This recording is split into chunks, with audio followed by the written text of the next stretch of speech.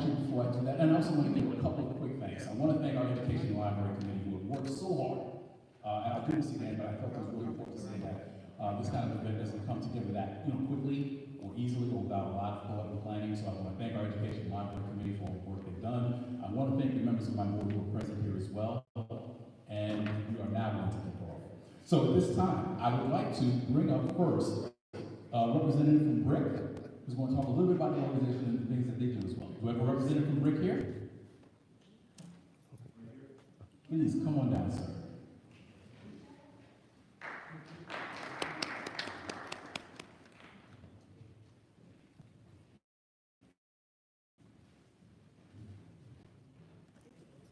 Thank you so much. Hi, my name is Rob Gilmore. I'm the Associate Director of Community Impact. What we do at BRIC is, BRIC is a big art house. So basically, we have contemporary arts, performing arts, and then we have media education.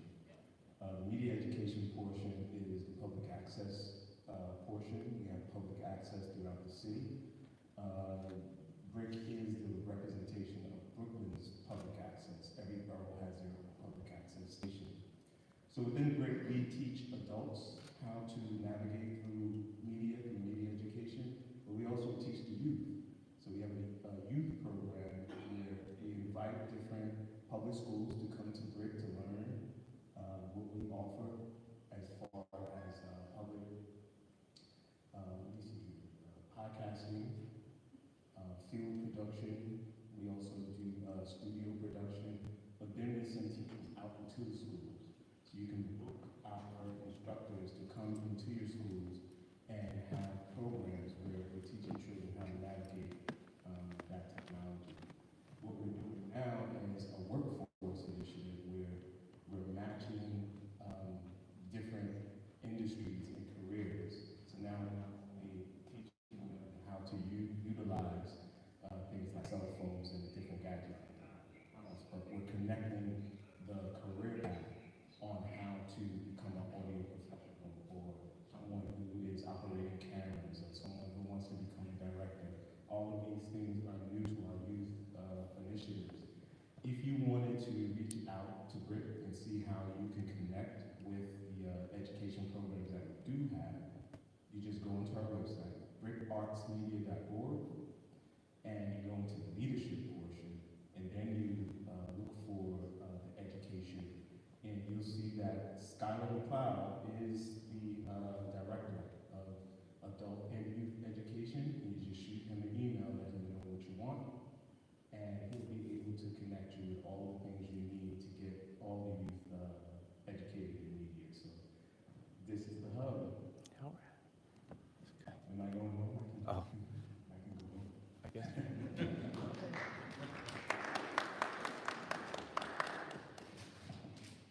Yes, if you guys didn't know about BRIC, you need to come pay us a visit.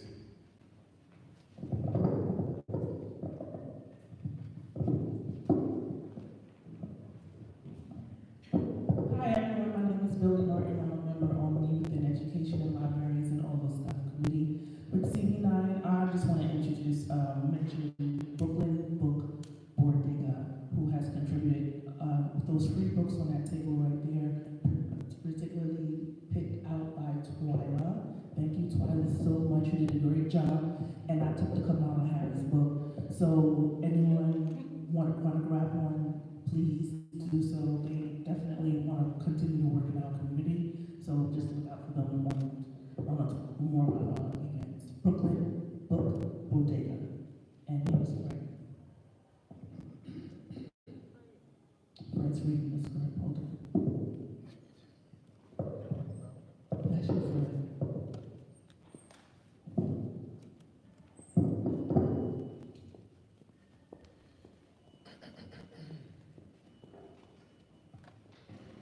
Thank you very much, everyone. At this time, it's my pleasure and honor to bring up to the stage our council member Rita Joseph.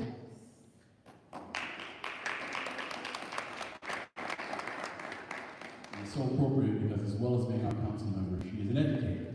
So absolutely, she knows the way she speaks and she's had experience with this district. So thank you so much for coming this afternoon, Councilman.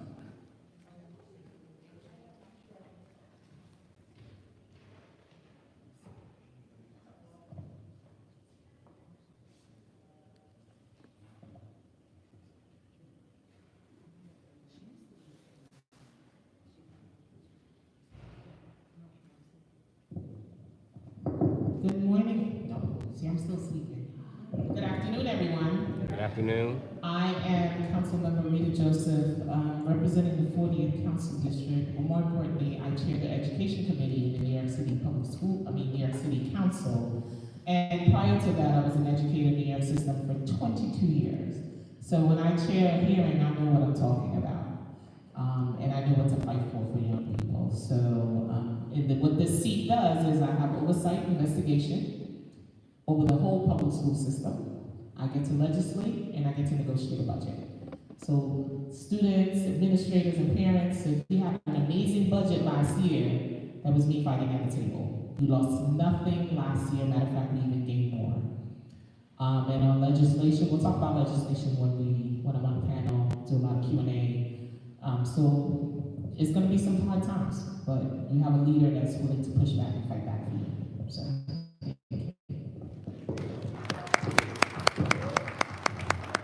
Thank you so much, Councilman. Okay, this time,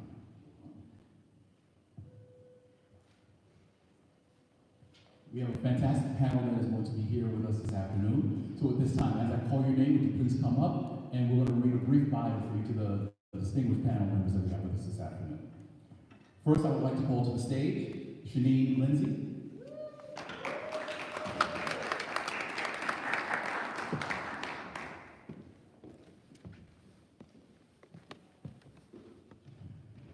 Janine Lindsay is the proud superintendent of the Community School District 17 with the New York City Department of Education, leading 32 schools across Brooklyn. Since becoming superintendent in July 2021, Janine has received numerous awards and accolades for her leadership and innovation. She firmly believes that the success of the Community School District 17 stems from the collective efficacy of all stakeholders. Janine is currently pursuing her dissertation at Manhattan College with plans to defend it by the end of 2025. Her research focuses on the emotional wellness of principals post-COVID-19, reflecting her commitment to supporting school leaders in ever-evolving educational landscape. Please, let's give a hand to Janine Lindsay. At this time, I would also like to call to the stage Nadine Lewis-Knight.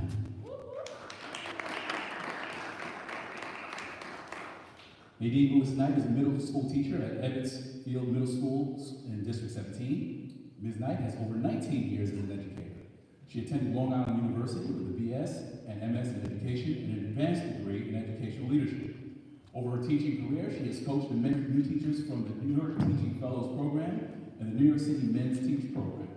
In addition, as a peer collaborative teacher leader for the New York City Department of Education, Ms. Knight enjoys swimming, playing tennis, volleyball, traveling, and reading.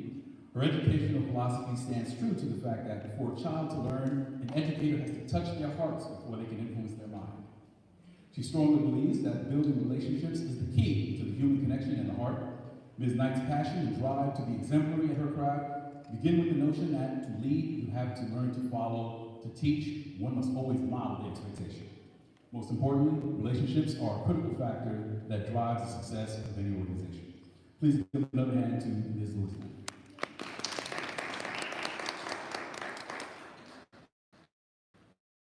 At this time, I would like to also call to the stage Marlon Ellis.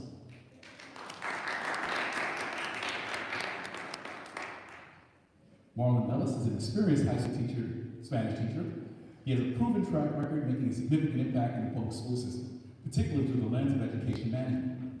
With extensive expertise in classroom management, lesson planning, differentiated instruction, curriculum development, and public speaking, he has contributed to shaping the educational experience for both students and educators alike. Holding a Master of Science in Education Leadership from City University of New York, Brooklyn College, Mr. Ellis brings a strong academic foundation to every aspect of his work. Currently serving as the coordinator of the Culture of Climate team at Clara Barton High School, Mr. Ellis works to create a positive, inclusive school environment that supports student well-being and fosters academic achievement.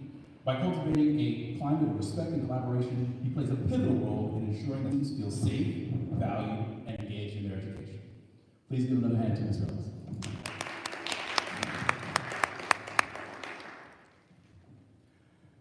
Last but definitely not least, I would like to call to the stage Eric Kendall.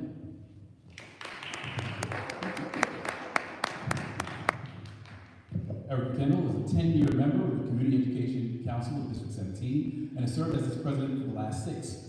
She works to expand resources for students with special needs, increase after-school program access, and push for local programs that turn our students into global citizens. She has committed her service to building community for students both inside and outside the classroom, as well as teaching parents in both Community School District 17 and across the city how to advocate for themselves and their schools. Erica is a wife and mother of 2, a professional writer, and a personal trainer by trade, and a loyal dog mom to the bosses, Kane Corso in Brooklyn. Please give a hand for Ms. Henry.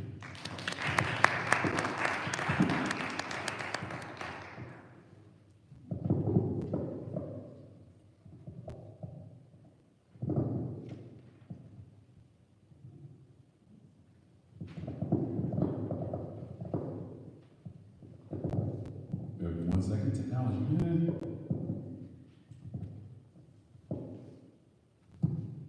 Okay, and to lead this conversation, I would like to also bring up our moderator for the afternoon, Alfonso Ciberos.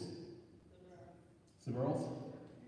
Okay, and I know it's Ciberos too, so pardon me, it's just one of those things. But it really is Ciberos. Raised in Brooklyn and currently retired, Alfonso Ciberos' education includes a Bachelor of Arts in Behavioral Science, a Master of Arts in Clinical Psychology, a PhD in Counseling and Psychology. Dr. Ciberos is a former counselor and adjunct professor teaching psychology at CUNY. He's a published author of 4 poetry books and is working on a new book on understanding psychology in its everyday application. Dr. Ciberos is also a great community producer and has received a Be Free Award for his monthly cable TV show, Second Saturdays. He currently produces his weekly podcast called Jazz Just the Way We Like It, discussing social and political issues while playing classic jazz music from the 1950s, 60s, and 70s. Dr. Ciberos has produced over 150 episodes of Jazz Just the Way We Like It. To know more about Alfonso, visit his website at alfonsociberos.com. Thank you so much, everyone, for joining us this afternoon. And at this time, Dr. Ciberos will give you the mic. We'll give you the mic and you have control of this matter. Thank you so much. Thank you very much. The way we're going to, time is going to go is that we have about 5 questions that we're going to ask each member of the panel to address those questions individually.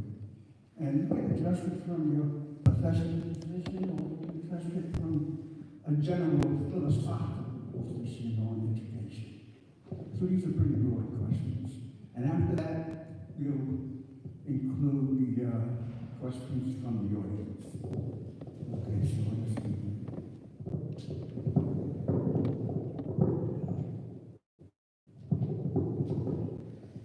At my age, you got to put glasses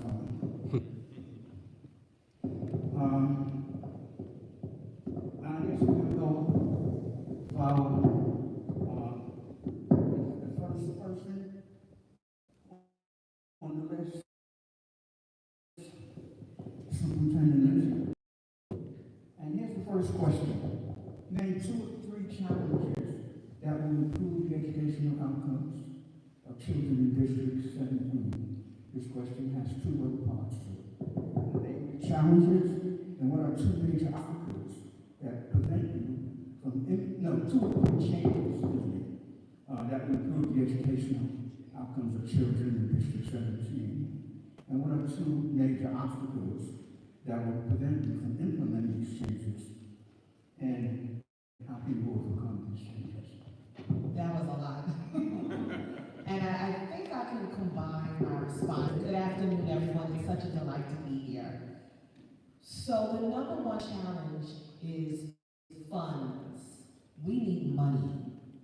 When I look at each of the 32 schools that are in District 17 and the needs, the individual needs of each school, we need money to accomplish the goal. So my number one priority is to ensure that every single student in District 17 gets a stellar education, similar to a bad private school. And the calculations of the budget is based, of course, on the number of students in our schools. We've seen a decrease of student enrollment over the years, especially post-COVID, which has resulted in a decrease of the amount of money going into our budgets. Some of our principals have been a little more strategic, and they have done grant writing, and they have gotten partnerships, which has helped them out tremendously. But if all of our schools had more money, and we're so grateful for our education chair, council member Joseph, who's here, because she advocates a great deal for all of New York City, but she also has District 17 schools, and she has poured a lot into our schools that are under her, and some that are not. But we need money to make things happen. The other thing that I think about right now, a crisis that we're facing, our enrollment has gone up by about 2,500 students because of, we have had an influx of our New Yorkers, which we just love. But we do not have enough support for our students who have had interrupted education or have had gaps in their education. So many, again, about 2,500 New Yorkers in District 17 schools, meeting some are in middle school and have never been to school before, spent about 2 years walking from El Salvador or, wherever else, and then expected to come in, learn the language, take a test, and pass.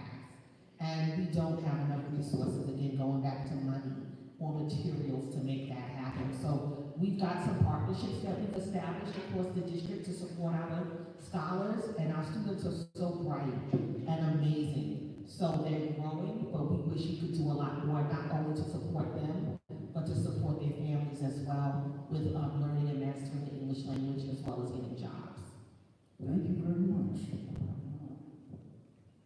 The same question for Nadine, and that's name two of the changes or challenges that will improve the educational outcome of children in this district.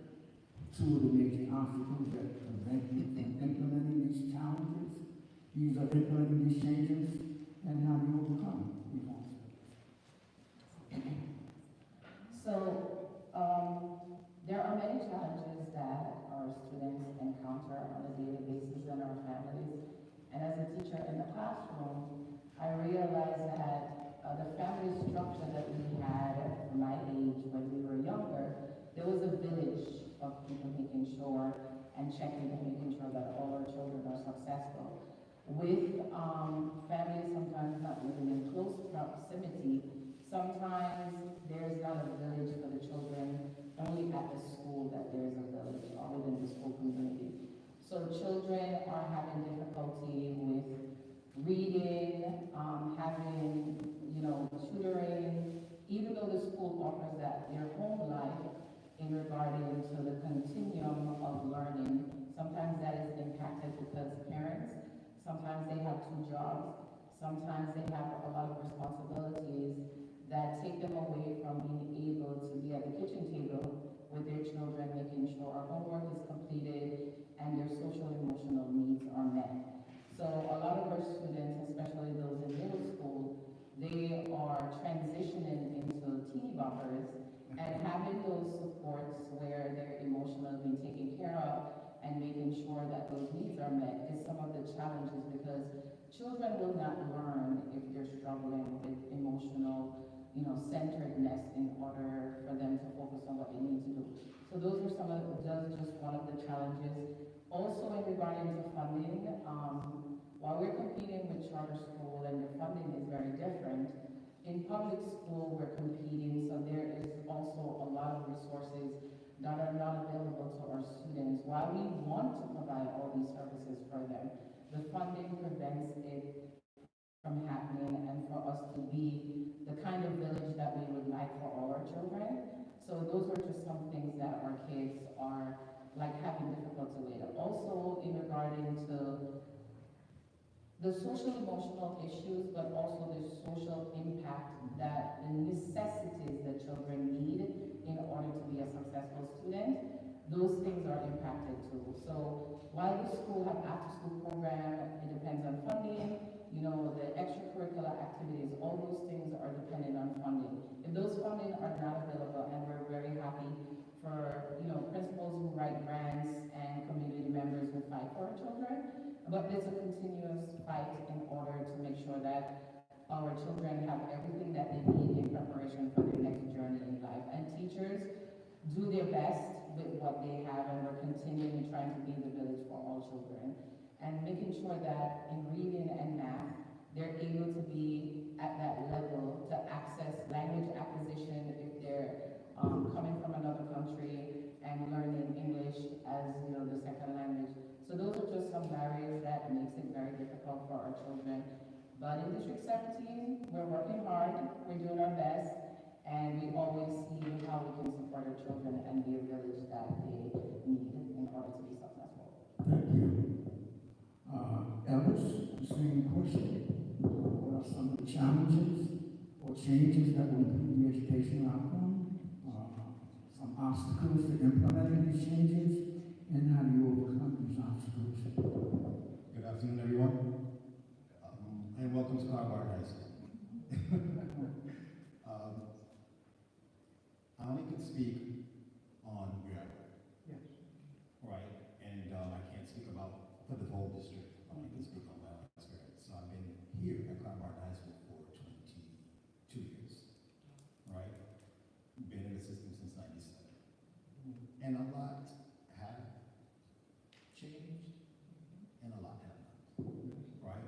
So being in this particular building, we have a large ESL population, right? And I noticed that as I'm coordinator of climate and culture, I have to take the data from the school and see what's going on. The obstacle that one of the obstacles is I feel as if the ESL population across the city or across the state, they have the same type of criteria as a non-ESL student, and I don't think that's fair. That's a huge obstacle. Now, I was afforded the opportunity in working for adult education, and I understand there's a concept called MSG, right? Measurables, you know, the game, and that's a different type of criteria as opposed to the Board of Regents having me, let's say, from country X. And I have to take the math regions.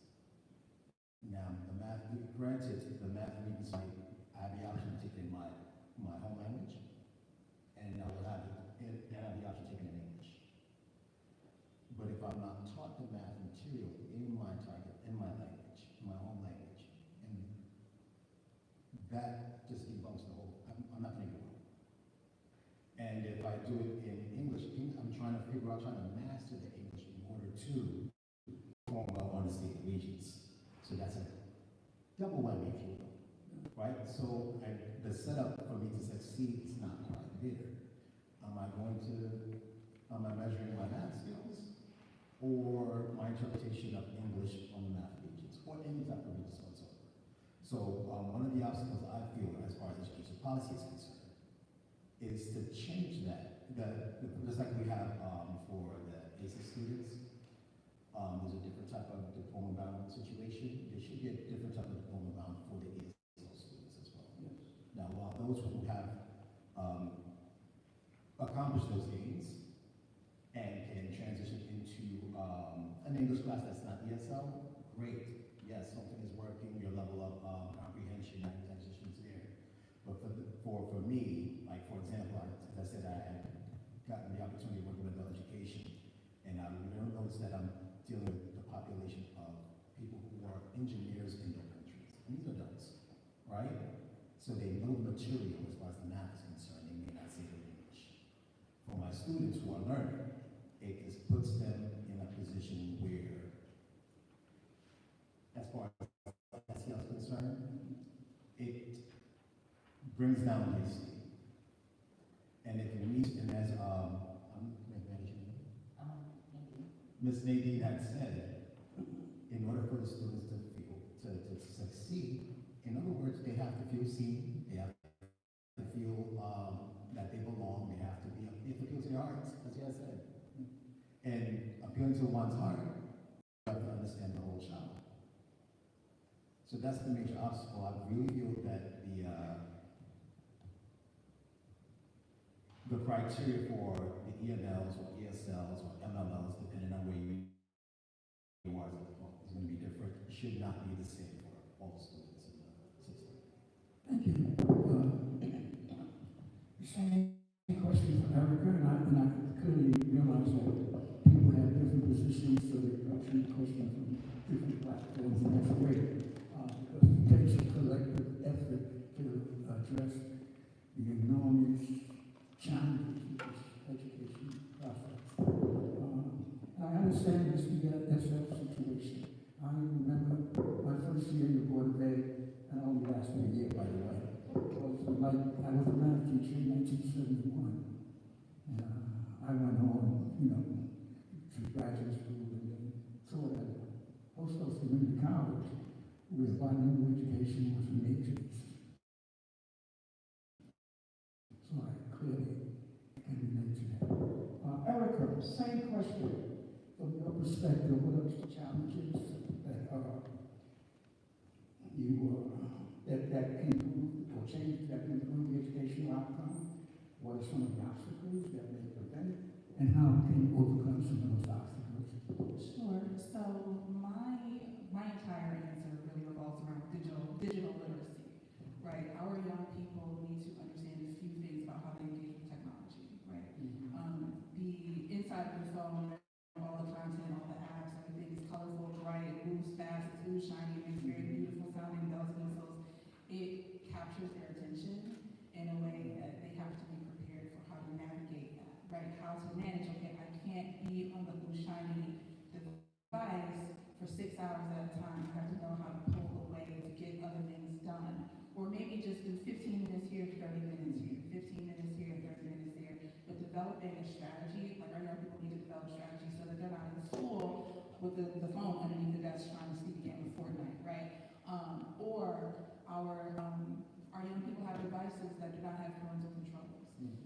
So digital literacy for our parents, helping them understand, listen, your 11-year-old who's approaching puberty probably does not need a completely unlocked phone that they can play a little too much with at lunchtime, because when the teachers and the staff are looking in the cafeteria and they see 11 boys hovering over one another at a table in the cafeteria, everybody is now terrified to walk over there. So it's like understanding what it means for us to have these devices in our classrooms, in the hands of our children as they're navigating, moving around freely in the city. I would also say helping them to understand how to engage on these devices. What does safety look like? If you now have access to apps that connect you with strangers, how do you communicate, or do you? And if you as a parent don't want them to do so, how do you prevent that? The Department of Education gave the children iPads, and now all the schools have iPads to distribute to the kids, did not realize that it's not enough for the devices to prevent them from downloading games, because the kids now just go to websites where they can access the games through the websites, and now they're in class playing Roblox when they're supposed to be doing math assignments. So it's like, do we all understand the context of what it means for all of our children to have devices, and they're infinitely curious? So that also means that our schools now have to compete for the attention of our children with devices that the schools don't fully understand. So increase digital literacy for the entire community, because we know that we cannot just keep our children away from the technology.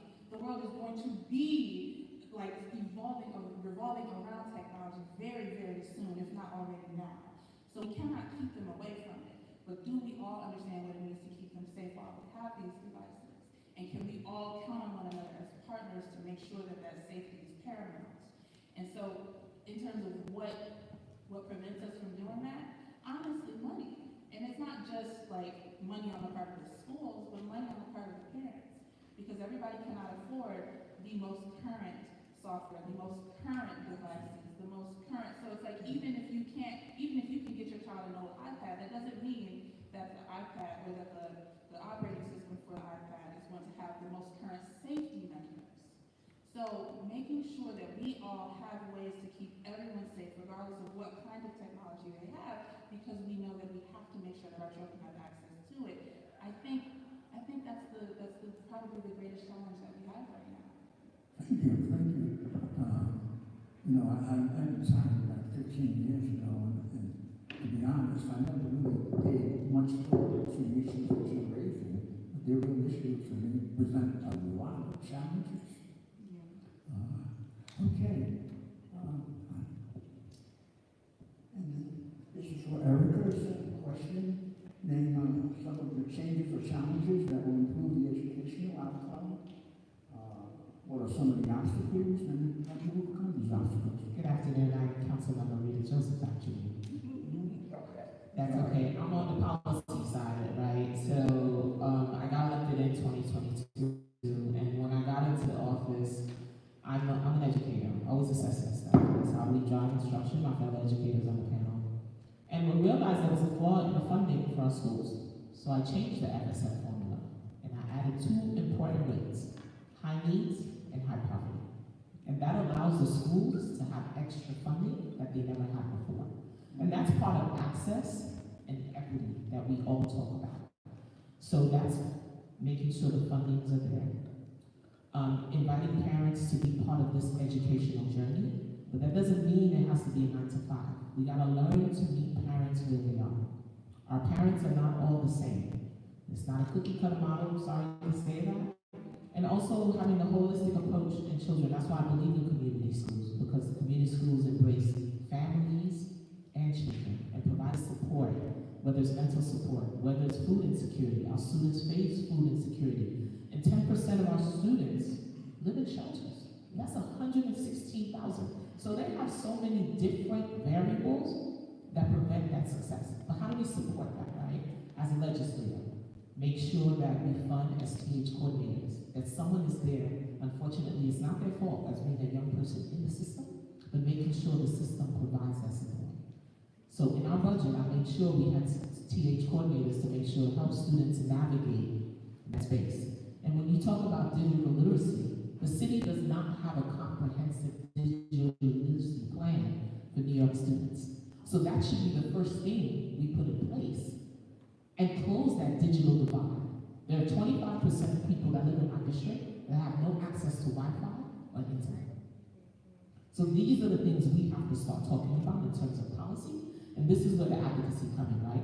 For example, I went to Albany, Foundation Aid, the governor, how we fund schools. What she proposed, the formula has a cut of $357 million to New York City public schools. I've been on the front line, I haven't seen parents. This is where I want the advocacy to come from as well. I can yell all by myself, but I need that village behind me. So I did briefings with my colleagues, had briefings with my state electeds, had briefing, went to Albany, testified before the Rockefeller Institute to say, hey, New York changed the fair student funding. The New York Foundation Aid has to do the same in adding weight for our E&L students, adding weight for students with special disabilities, and adding weight for our youngest learners, which are pre-K. So the outcome has to be, yes, investment, but advocacy also has to come with that. That we have to fight for the very things that we want. We're not get too comfortable, because I'm not too comfortable in my seat, because I'm always fighting for the things that I need. Changing a system up that has never been done before. Changing up stuff, because I didn't come to play. I came to change. I came to make sure that our New York City students have the tools they need, strengthening our CTE programs. Future Ready, someone talked about that. Having our CTE program, and this is one of the schools with the CTE program, making sure that pipeline that we create, not all kids are going to go to college, but when they leave here, they are ready to enter the workforce. So those are the kind of investments we need to make in our young people, and from our youngest learners all the way to the 12th. Thank you, Councilwoman. Okay, let's move to the second question, and this is more about engaging students. What are some of the effective strategies for motivating students who are struggling? And some of you answered this, but we can answer it again. What are some of the effective strategies for motivating students who are struggling or disengaged? And we can start that out with Superintendent. Hello again, everyone. So I want to shout out some of the District 17 staff who are here. Principal Johnson from PS 161, who will be able to attest to my response, and Katisha Thompson who is a District 17 interventionist, which is what I'm about to talk about, and Ms. Knight works in one of the schools as well. We firmly believe that our students need to be taught aligned to the New York State standards, but at the same time, we understand that there are gaps in what our students know and what they are able to do. So we believe in having intervention embedded into the school day. So that means, and in the vast majority of District 17 schools, there is at least 3 to 4 times a week a period of time where everybody stops what they're doing, all hands on deck, and students are getting support based on what they need. They are assessed while teachers, at the end of the lesson, the teachers are taking notes, they know what students can and cannot do, and they are regrouped based on that information. We also make sure parents are getting support as well. We have bi-weekly family literacy nights. So if we want our children to know how to read, we have to support our families as well with teaching their children how to read at home. The bi-weekly family literacy nights will have about 200 families on. The first time we did it, the number one question I asked was, why are you here? Every parent typed in the chat, I want to help my baby learn how to read. So again, we're all about collective efficacy. We also believe in station teaching. And we use technology, a lot of technology. So we use something called iReady across the district, where every student has access to it. And by way of iReady, students are on a pathway to receiving support based on what they need as well. So they go on maybe about 20, 30 minutes a day. They can go on at home or on the weekend as well. iReady will let the parent know where the child is. We also get updates as well, and it continues to make adjustments supporting the student until they meet mastery.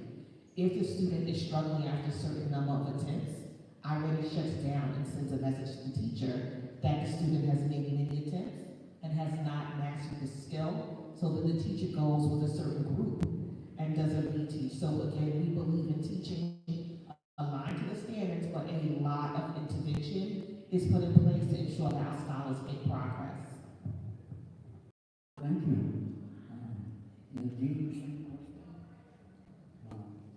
And I know you addressed this earlier. What are some strategies for motivating students who are struggling or disengaged? My number one ingredient as a teacher is to love them. Relationship, student will not learn if you have not built relationship with them, no matter how much you are a super teacher. Children need somebody to touch their heart before you can touch their mind. So therefore, strategies in the classroom, as in being vulnerable as a teacher, share your stories, but also getting to know the families and their struggles. Some things are not in the teacher expectation, but going above and beyond to understand the necessities of the families and what they need and being there to support them. So some of the things that I do in my classroom is I get feedback from my students. They are my clients. There's no way I can service them if they don't have a voice in what is it that they need. So after lessons, they are given an opportunity to vote or to articulate how is that lesson, what can we do to improve it, what can we do next, the next steps. They also have the opportunity to give peer feedback, because you can talk all day to students.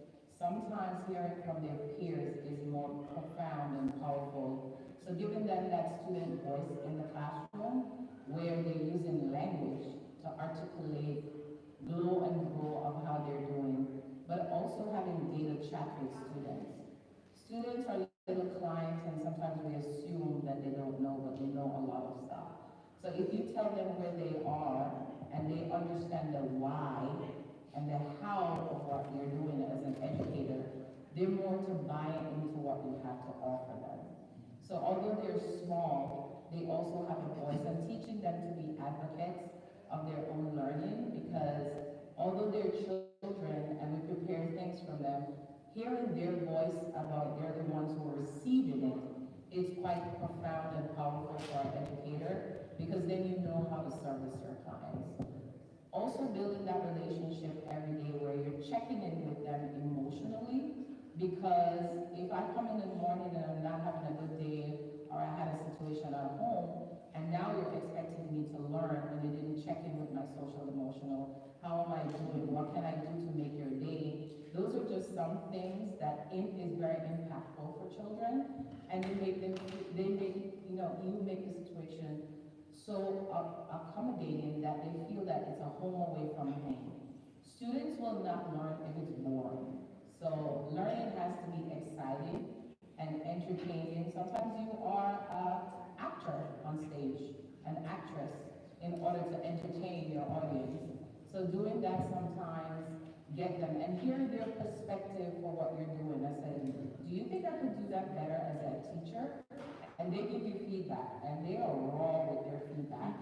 So taking it and being able as an educator to take feedback from students is very profound in order to help them to get ready for the next grade. But also talking to them when they are, celebrate them. When they're doing good, you celebrate them. When they're not doing so good, you have those difficult conversations. But understanding the why and the how, give them a purpose of buying into, talk to them about their future. What is it that they want to be? What do they need to do now in order to get there? The standards, making sure that they're progressing through the state standards, telling them what they can do, talking to parents about what is it their child wants to do, the extracurricular activities, not always about academics, but how are they doing outside of school? What are they involved in? So are they volunteering in middle school? Are they volunteering to make a difference?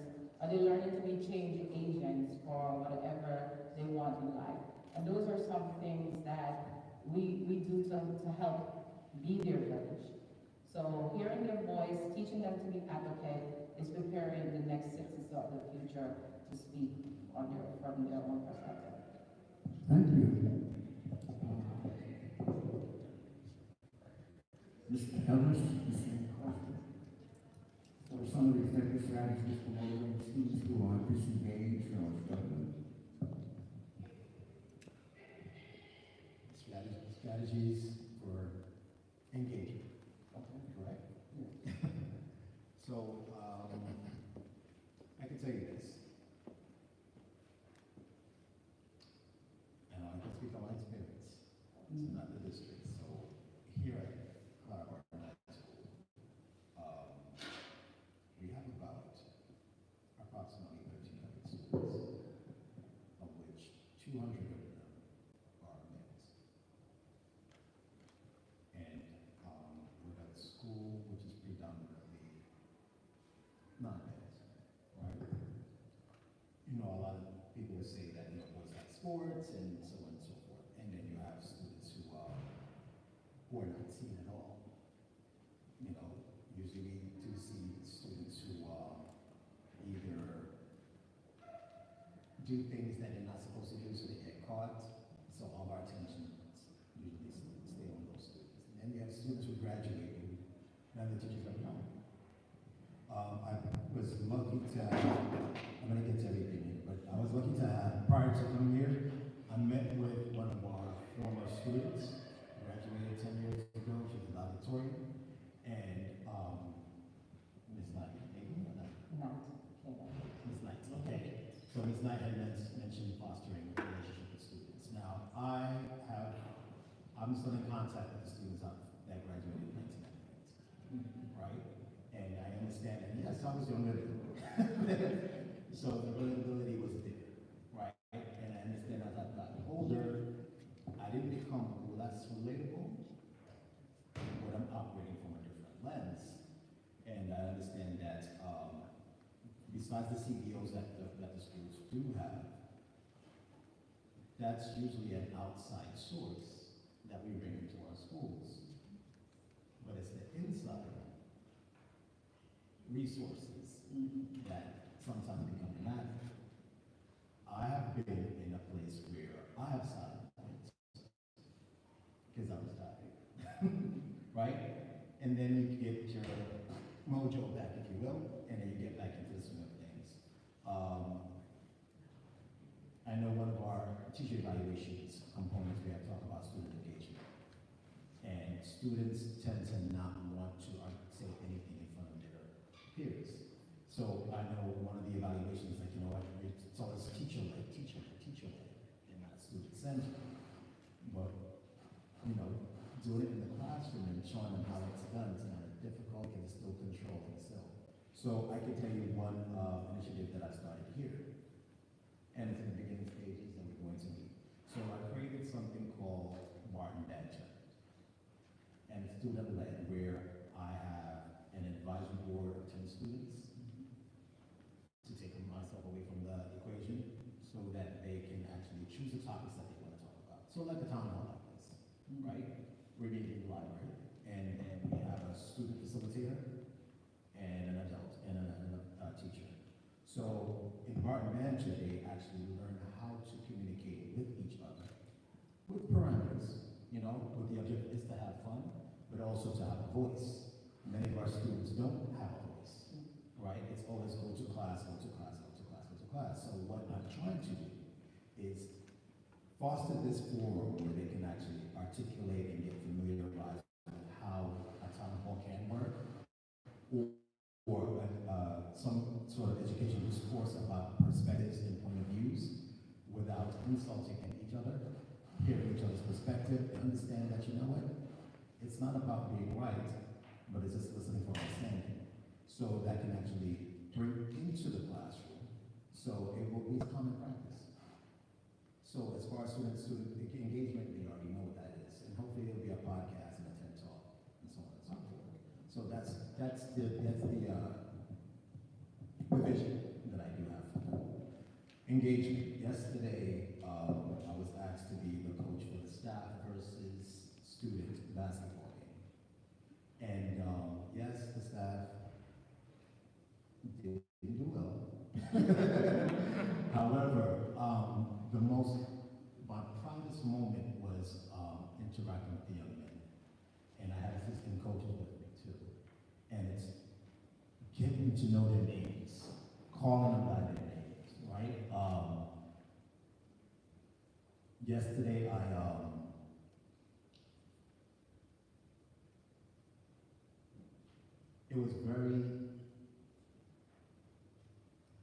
it struck me the fact that, oh yes, you want the black man in front of them. And you're actually talking to them. And you're listening to them. And they're looking at, am I going to play? I'm going to play. I'm going to say, everyone's going to play. You know? And there's that interaction, and they come to me, like, you know, and, you know, adapting you up. And I like that. And I understand that, you know what, some students I've never spoken to before, but that gave me an opportunity to reach out to those particular students. And engagement, always start with a conversation at least, right? So let them have a buy-in. Now, yes, it was sports. Maybe tomorrow will be the weightlifting club, right? But it's I believe that engagement should not only happen in the classroom, but outside of the classroom, because that's when you'll teach them how to build relationships. You know, I've worked with different schools where the faculty don't model those behaviors, right? And, you know, in living your creed, you can't necessarily say, hey, you're supposed to do X, Y, and Z, and you don't show them how that's done. I know as parents, we tend to tell our students you're not disciplined, but I don't know how to be disciplined, right? And my students, I took a nice little interview. I had asked them, what do you need? They said, you know what, we like standards. We like to operate rules. High school students. We understand the rules, we might challenge the rules, but we know that it's there and they are looking for consistency on behalf of the adults in the building as well as anyone else. As well as parents. Parents, if you're out there, consistency is what students need. Thank you. Same question for Ms. Ellis.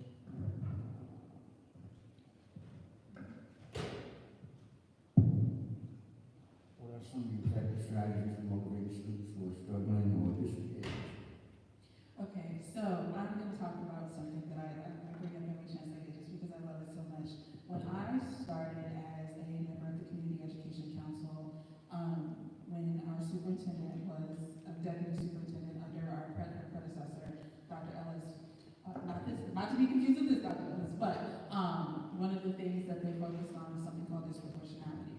And this is basically when you see that there is a high number of suspensions or just kind of punitive measures to remove a child from the classroom, what's happening and what does it take to alter that? Because what you tend to find is that there is a challenge in the way that the student body and the teachers and staff members are communicating with one another. So can you positively impact the way that these two different groups communicate with one another? And what outcomes can you get from them? So if you work on helping the teachers understand how the students communicate, because sometimes what you're dealing with is it's a cross-cultural challenge, right? If I, from one community, I'm teaching a lot of students from another community, do I understand how this community speaks? Not just to themselves, but to me. And that the way that they're speaking to me may not necessarily be as an authority figure, but as a community member. And how do I bridge the gap between the two so that I'm seen as both an authority figure and a community member? So doing that work and also helping the students understand how to communicate with others. How are you feeling? What are you thinking? Do you want to challenge an idea? Can you do that in a way that is honoring the academic process? Right? It's a little bit more kind of like Socratic method and less like you're an idiot, right? So can we help everyone learn how to communicate with one another in a way to further the goal? And the beautiful thing about that is that if the children understand that they can communicate with the adults in the space without a punitive measure following because they were honest, you get children who trust the space more, and they trust the adults in the room more, and they are more inclined to listen to the adults more. And then you also have staff members who kind of feel a different connection to the children. It's less like a burden and more like, I mean, they get on my nerves sometimes, but you know, these are my babies, right? And so you change, when you help folks understand the community, the entire community, and not just their understanding of the people they're supposed to see, something really powerful happens. And it was like, it took a little bit of time, but all of a sudden, because suspension is not used as a classroom management tool, all of a sudden, the kids are seeing the material, and the kids are performing better on the test, and now the test scores are going up because you're not suspending the kids every chance you get. And so this really powerful thing happens because you're also now changing the relationship the children have to school. It's not this place I don't understand and nobody listens to me and nobody gets me. It's, I feel like I'm a part of something. Attendance rates change, test scores change, academic performance changes.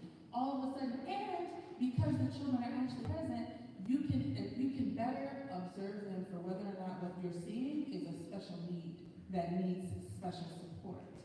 And so when you also add that part, because now you're able to better see, maybe we need to have a conversation about a special plan to support this child. Now you have a whole other collection of things that you can invest in or advocate for the DOE to invest in so that you can make sure you're meeting the needs of the children in that moment. And so my thing is, I always want to complicate the way that we communicate with people. That can we infuse empathy in the process? And what does it take to do that for the different stakeholders that are involved in that child's day? So that ultimately, at the end of the day, everybody feels a little bit better about the work that they've done that day. Thank you. Councilwoman, same question. Thank you. Well, I'm not teaching anymore, but when I used to teach, one of the things I did, I remember when I looked at the data when the test scores came back, and when I looked at the data and I noticed that in the subgroups, our Black and Latino boys were doing the worst. And I said, what can we do? Sat down with an organization, and I did after school mentoring. And these were the boys that would walk around with their head down, and all of a sudden, like within 2 weeks, these boys were propping up. They were standing up. They were talking. They were doing the behavior in the classroom change. Because someone was building it and saying, hey, we see you, we hear you, and we support you, and your voice matters in this space. And then so, those are the kind of things, and the punitive damages we've done. That's why I'm a big believer in restorative justice. When you do harm, sometimes folks cause harm and they don't know the harm that they've caused if you don't say, hey, you've hurt this community by doing this. And this is how we can fix it. And how do we allow that person to re-enter that community that they've caused harm? So that's how I've done it. visit a school as the education chair, I don't want to meet with adults. I want to listen to the young people. Where's your student government? And when I was at PS6, I had a student government from kindergarten to 5th grade. Of course, the kindergartners wanted more free time, but they told the principal. But that was their voice. That's right, they want snack and they wanted to take a nap longer or go outside and play a little longer, but each of them had a need, and they were able to meet with our principal and express that need once a month. And the students in my classroom also had freedom. When you came in, you would think, my principal would always come in and be like, where's Miss Joseph? I'm on the floor. Flexible seating was not only allowed just in our special needs classroom, it was allowed in my room. The room was theirs to own. If you came in, you stepped on the library with your shoes on, you wouldn't hear from me, you would hear from my students. So we also had to empower them, and that empowerment brings so much. They own their work, they speak up for themselves, and they're a spokesperson for you. When I ran for office, I taught for 22 years. Those students were 30 years old. They came back, they knocked on doors for me, they raised money. They phoned back and they said, Ms. Joseph, you were what I needed at the moment. Thank you so much. And when I walked through they still come to my office till today. Stop by, just wanted to say hi and see if Ms. Joseph was here. They have their kids, they stop by. They're getting married, they come and see me. So that's the relationship, the long-term relationship I have with my students who were in my program, because I told them, I see you, I hear you, and did things with them. And we know what kind of community, right? Not every parent can come to parent-teacher conference. So if I saw you in the laundromat, we having a parent-teacher conference right there. I saw you at the corner crossing the kid. I had a parent who was a crossing guard. Her schedule didn't match mine. I said, I'm coming to meet you right now. And we would talk about her kid on the corner as she's crossing kids. So I also met my community where they are. Thank you, Councilwoman. You guys have been very thorough and comprehensive, and it's a learning experience for me because I've been away from the education process, both public school and college, for a very long time. But one thing is very clear, and I hope it's clear to everyone out there, is that schools are more than reading, writing, and arithmetic. Much more, much more. And this whole issue of emotional intelligence, emotional development, and social development is equally important. And, you know, I'm much older now, and I'm in the school that wasn't even an issue for discuss. You know, times have changed. And I understand some of the issues because I saw it on the college level. Most days with bilingual funding, issues across the board, whether it's kindergarten or college. Okay, we have some more questions. And thank you for the detailed answers you guys have given. It's insightful.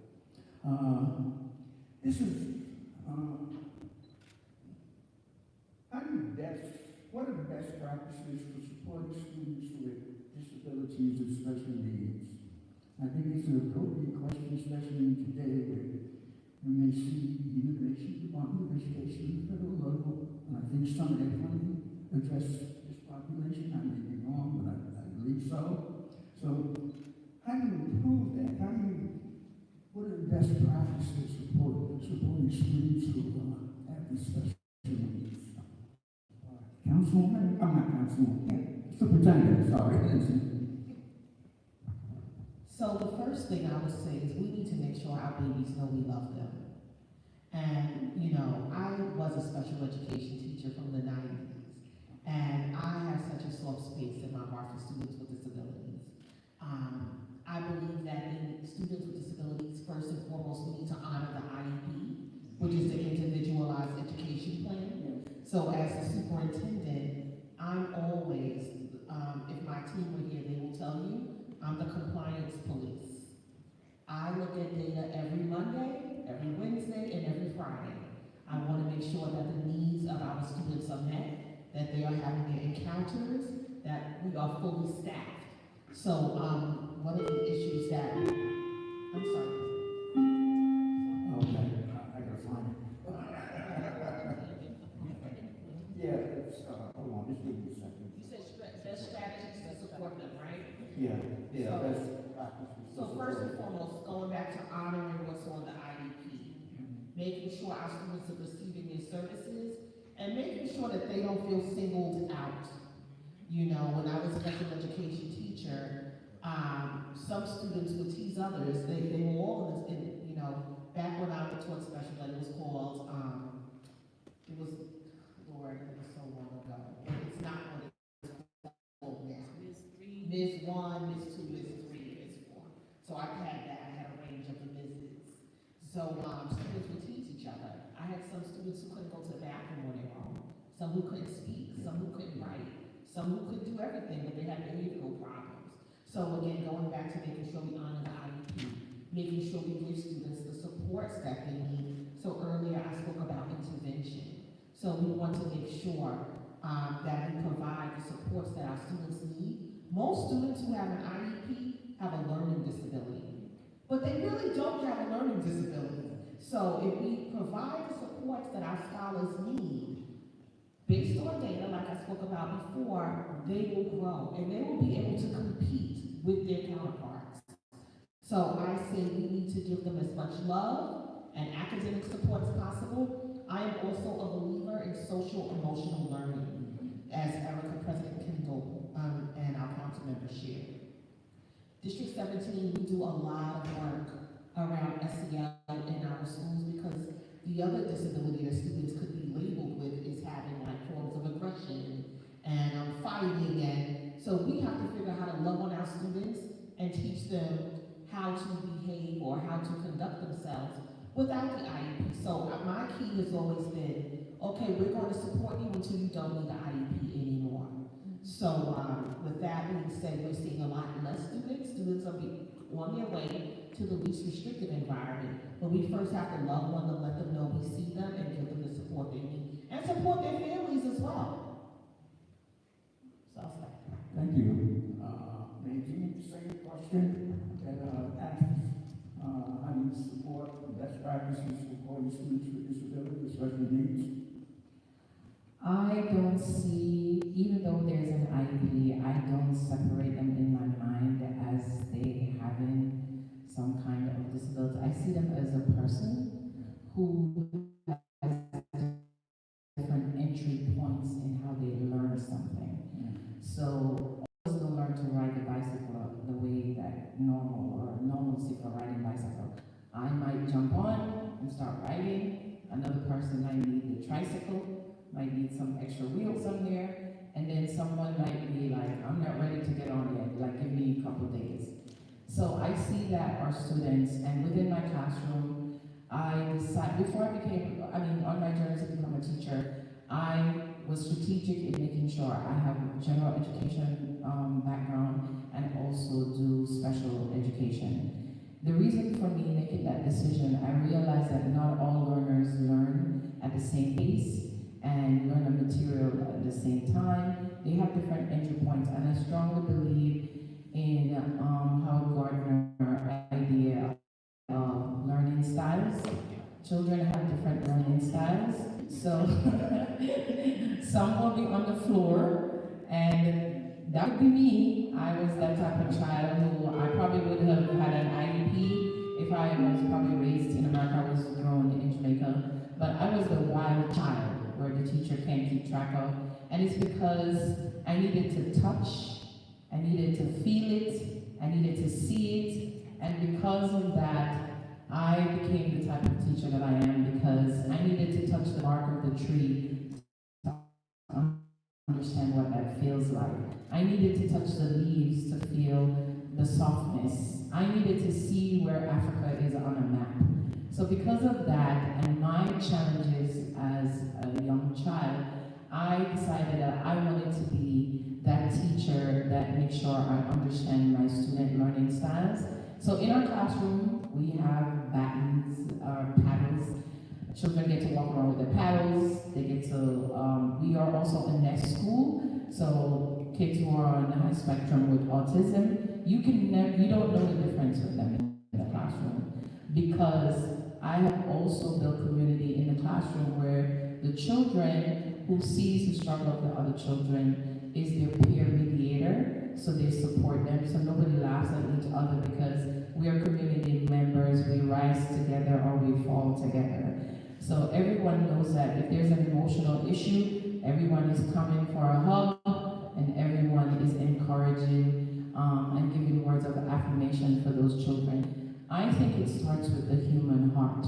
Understanding that every child can learn, no matter their challenges, having the tenacity as an educator to never giving up on a kid and to always make sure that they're prepared for their next journey. Having conversation with them where you're vulnerable to tell them also that you have challenges too, and in life people encounter challenges, but it's how you end up on your journey is what is important, is not how you start.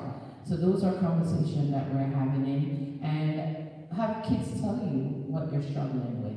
I can't understand this. I need more support with this. Having them be an advocate for themselves and don't see them as in, I have a disability. No, you can learn, you can do it, let's do it together. Explicit model for children who have learning disability is very important. It's not just talking to them all the time, letting them see, take them on a journey, on a trip. Even if you can't go out of the classroom, you are taking videos for them, entry point for them to see, tie it into real world application. What does that look like riding a bicycle? What does that look going on a roller coaster? The classroom with digital technology, you have so much entry point you could give kids. So that is just one way in order to support all of them and never make them feel different, because that is the empathy and the intrinsic motivation that you can give them for them to see themselves as a person who can be anything they want to be. Thank you. Second question for Ms. Harris. You need to repeat the question? That's fine, thank you. The IEP is the first step in reaching out for any student with disabilities or, as an educator, I know that no matter how many years I've been in the system, I don't know everything.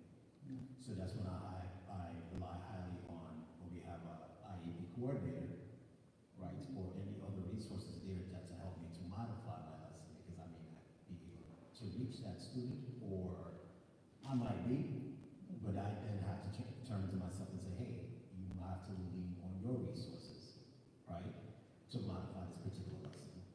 So, the intervention, as far as that's concerned, is key. Knowing how to modify a lesson direct it to particular learners. With both the answer, and I appreciate it. Treating each student, not saying the same because they're not the same, but not different from another. I remember having a student with a particular disability. She came in late. Wheelchair student, right? But every student gets the same type of attention from me. So if you were a student with disability and you came in late, I said, watch your time. And this particular young lady, I said, watch your time. And the students around was like, Mr. Ellis, what are you doing? And then the young lady said, his job. I came in late. It applies to me too, right? So the young lady and I had that relationship for me to talk about that whenever I build a relationship with students. So when she had a para, she spoke to her parents and said, you have to pick me up earlier so I can transition from one class to the next, So it's just having that, fostering that relationship with that particular young lady and not making her feel like it's an excuse for her to come late. She wants to be there, right?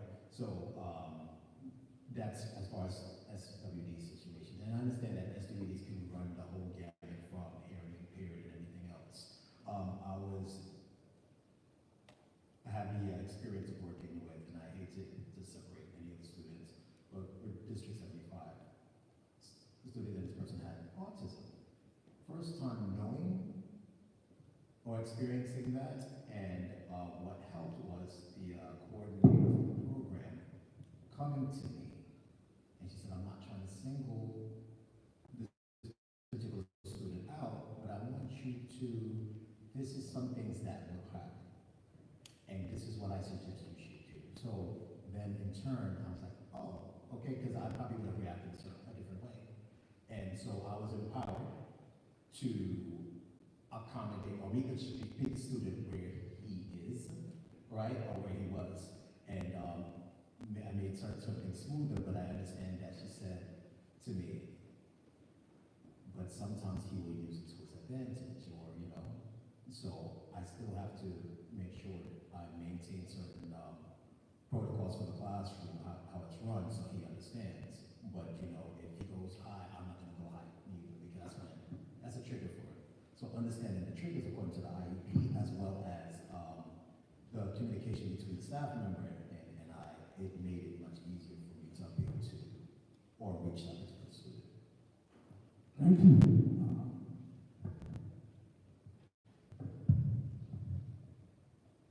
Ms. Ellis, same question. What are some of the best practices for supporting students with disabilities and special needs? Sure. So, Ms. Knight stole a piece of my answer, so I'm gonna figure out a different way to word the same thing. Actually, I went to college to be a music teacher. Right at the time where schools decided they really didn't need music teachers. But one of the things that one of my mentors, Dr. Eleanor Words, taught us was the theory of multiple intelligences by Howard Gardner. And her approach for music teachers was that if there are these various ways that children can display intelligence, how do you as a music teacher use your skill to pull that out of a student? And so understanding the different ways that a child with a disability can still show up as brilliance, and then using that particular way to help not only engage them with the idea of like academics, but engaging with you and build that relationship that people were talking about can be life-changing for a child. You know, I had when I was student teaching, I had students who were really just kind of like put off from school, put off from their peers, and like there are lots of reasons why that happens. But there's a difference between, you know, a child sitting down at a piano and playing like this and just very gently pressing keys, and a child doing this. That child is communicating something to you. And how do you help them use that to explain more what they're feeling, what they're thinking? And now you have a child that is speaking. And now you have a child that understands that whatever it is that I can do to convey how I feel, this person understands. And so to diversify the way that we understand how a child can show up helps us to think differently about how we use that one lane that they've given us to bring them home. Home, of course, being delivering the message in question and the lesson in question. I am the IEP representative. In terms of parent leadership, I'm the IEP representative for the district. My child has an IEP. And so one of the challenges that I had with his school, and I will say, to be clear, I love his school. But me being this kind of very like aggressive, proactive, don't play with me kind of parent, was making sure that they understood, listen, my child has this disability, but I want you to use what he has shown you to make sure that he performs.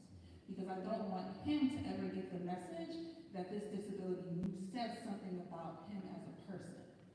That I have this and I'm gonna work with this, but give me the work. I can do the work, and I want you to help make sure that he can do the work. And so I wanted to make sure that when it comes to his IEP, that it's not this, that the approach is not like a sort of lowered expectation. No, as an educator, I want you to make sure that you meet him where he is so that you two can walk together towards where he needs to be. And I think that in terms of support, helping parents understand the best way to convey that to the educators who are responsible for their child. Helping them to understand, listen, it is okay to say to them, listen, I see that my child has this specific need where they need support. And I want to work with whatever therapists are necessary to make sure that we meet the moment. And I want to make sure that he is also performing at, he or she is, or they are performing at grade level, so that when it comes time for us to talk about their future and their ability to be a productive citizen, that they are prepared fully to be able to do that. And so I think, you know, in terms of support, helping parents understand it's not a disability in the sense that they will never whatever. That's not it. It is a disability in the sense that this is a space where the child needs support.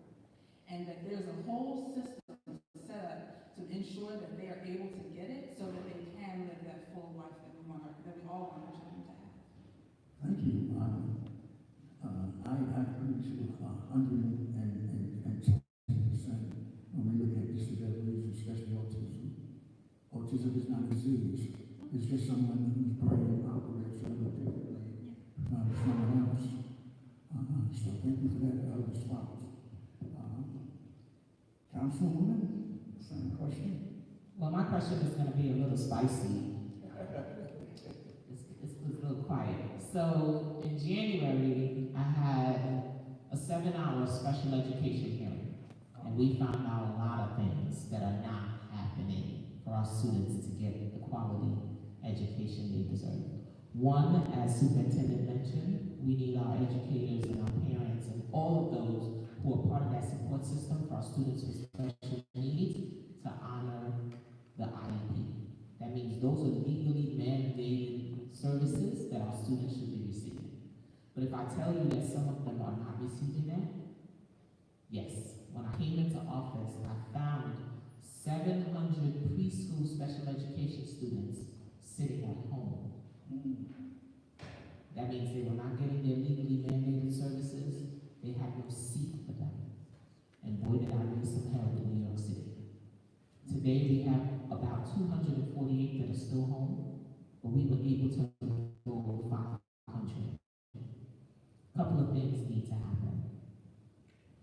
They weren't prepared. So when they built out this early childhood infrastructure, they forgot about our special education preschool students. So we had to make sure we have seats for them. In the private sector, the preschool educators were not getting paid the rate that they should be getting paid as our public school teachers. So we did something called a 40-for-10, so we could create that workforce and maintain that. So now we're here. Some of our students are either getting one or none of their related services. So when we talk about honoring the IEP, so we got a lot of work. Are students getting to work? I did a transportation hearing in October of 2022. We found that our special education students, some were either getting picked up so late, they were getting to school late every day, they didn't have their accompanied nurse with them, or some of them had no route at all, where they had never stepped foot into schools. So that's the system that I'm seeing, that I'm trying to fix as we speak. And when we talk about Nest and Horizon, there was never equity. It was always in the affluent neighborhoods. It's now I started yelling, yes, sis, you know I know it. Nest and Horizon for our students with autism were never in our communities. It's because now I'm raising a lot of noise, and then they're like, well, we're spreading them out. That should have been done before. But I'm happy that I'm here doing that work. So we're spreading that out. I did another hearing. Our students who are in special education who are leaving our system are not getting those life skills that they were promised. Life skills meaning learning how to shop, learning how to be independent, learning how to ride the bus, learning how to do laundry.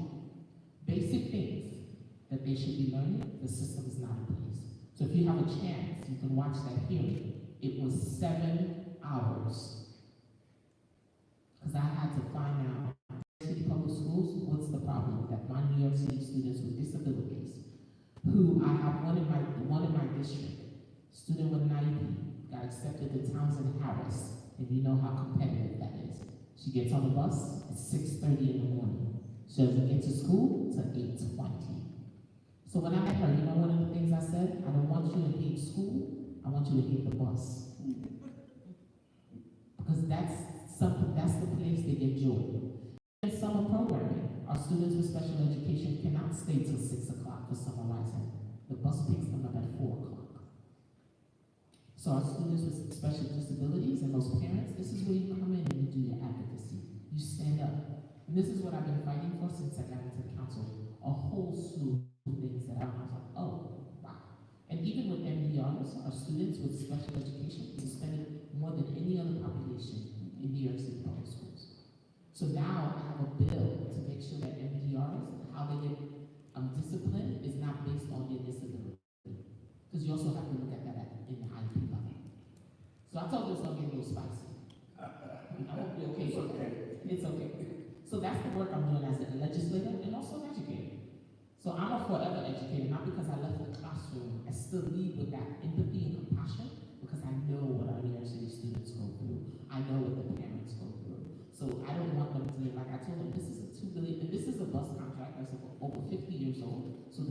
also have to step in and do their part, because this is a $2 billion industry. $2 billion, and our kids cannot get to school on time. So that's the work I'm doing as the education chair, having oversight and investigation of the whole New York City public school system. So that's the work that I'm doing in those pockets to make sure that the students get to you on time.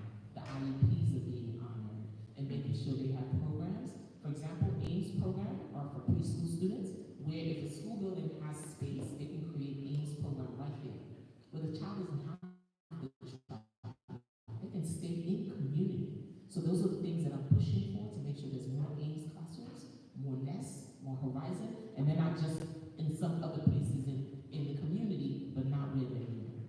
So that's the kind of work that I'm doing, and making sure that our preschool special education, because if we start them young, we give them the right foundation. I've always believed this as an educator.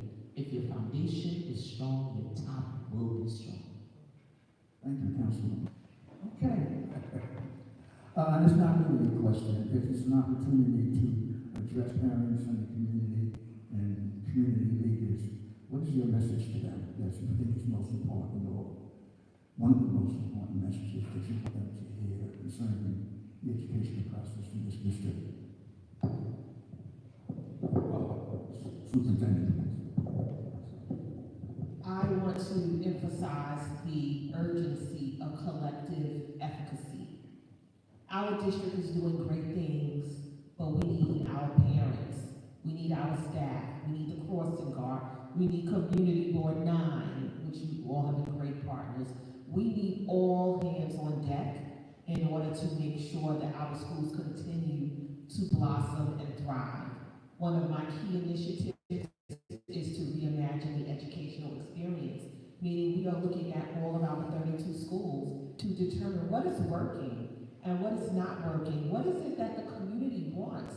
What is it that you need for us to provide our scholars? And how can we work together to reshape and redefine our schools so that our scholars get an amazing school experience? So I look forward to continuing to collectively work with all of you. Thank you. Thank you, Nadine. Nadine? As an educator, I want parents to know that I have your back. As an educator, I'll always be there for your most prized possession, which is your children. All stakeholders involved in making sure that our youngsters can walk into their greatness with the support that they need. Someday they're going to make decisions that is going to impact us. As we get older, they'll be the one making all the decisions about what impacts us as a citizen. Loving them, teaching them the values, being there for them, teaching them to navigate life. Because outside of here or their community, it gets harder as they get older with accessing resources, speaking up for themselves, being the citizen that's gonna be change agents and advocate for themselves. It starts now. It doesn't start as they get older, how to advocate, but teaching them now how to voice what is it that they need. What are the resources available for me to get it? How am I gonna get there? And knowing that education is the only thing that no one can take away from you. Empowering them to understand that education is freedom in making choices of what you want to do in life. Having parents be partners with the school, understanding that District 17 cares about your children and cares about their next journey. And if we work together as all stakeholders, they will be successful in everything that they need in life. Thank you. Mr. Ellis? Parents.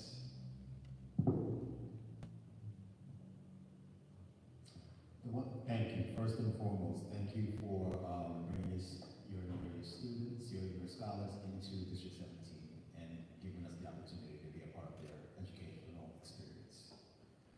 One thing I notice about parents that really encourage you to, and it may not be something that may not be your experience, you can at least try to affirm your child at home so they won't have to seek validation elsewhere. I know at times when we come into the schools and we employ the social emotional learning activities, and then when they go home, it might get debunked for whatever reason. Because sometimes meanwhile we're trying to give the students the tools, the parents may not even have the tools to operate in that same type of lens. And perhaps we, when we go to the PTA meetings, maybe we need to employ an SEL activity for the parents to at least teach them or let them know this is the strategies we're using for our students. Maybe we could work on that, because I'm telling you, some parents don't use those type of, some people do, right? I have to relate to how my mom, being of Jamaican descent, and how it was, and it's a very classist system, and you do this, do that, do this, and this was going to happen.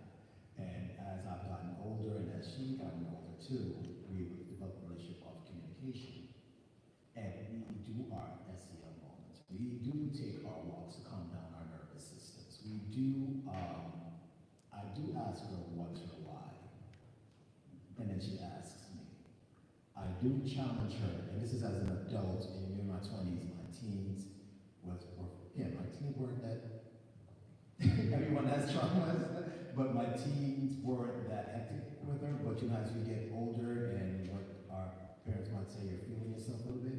But basically, you're growing into your own, and you have your own voice, and then all of a sudden, your voice gets deeper, and who's this man trying to talk to me all sorts of ways. But besides, and I noticed that with the students too, when they retaliate or they elevate, however it is, you have to remove it. While I'm not AI, sometimes you have to stop and not listen to the emotion, but listen to the words that's really coming out of their mouths. And different cultures receive that differently. But parents, we always talk about doing the work, but if, for those who are out there who have students, please encourage your PTA to do some SEL moments so that they can transition at home, and then when it comes here, certain tools, it may not work the first time. Nothing ever works the first time usually, right? And then when they come into school, this is what the strategies may work, may not work, you know, but I think SEL is supposed to be something that goes across the board in every meeting within the school, while in the classroom, and at home as well. Thank you. I tried to figure out what I would say, but I think I'm going to piggyback off of what you said. I think I have an elementary schooler, but I also have a child that just graduated.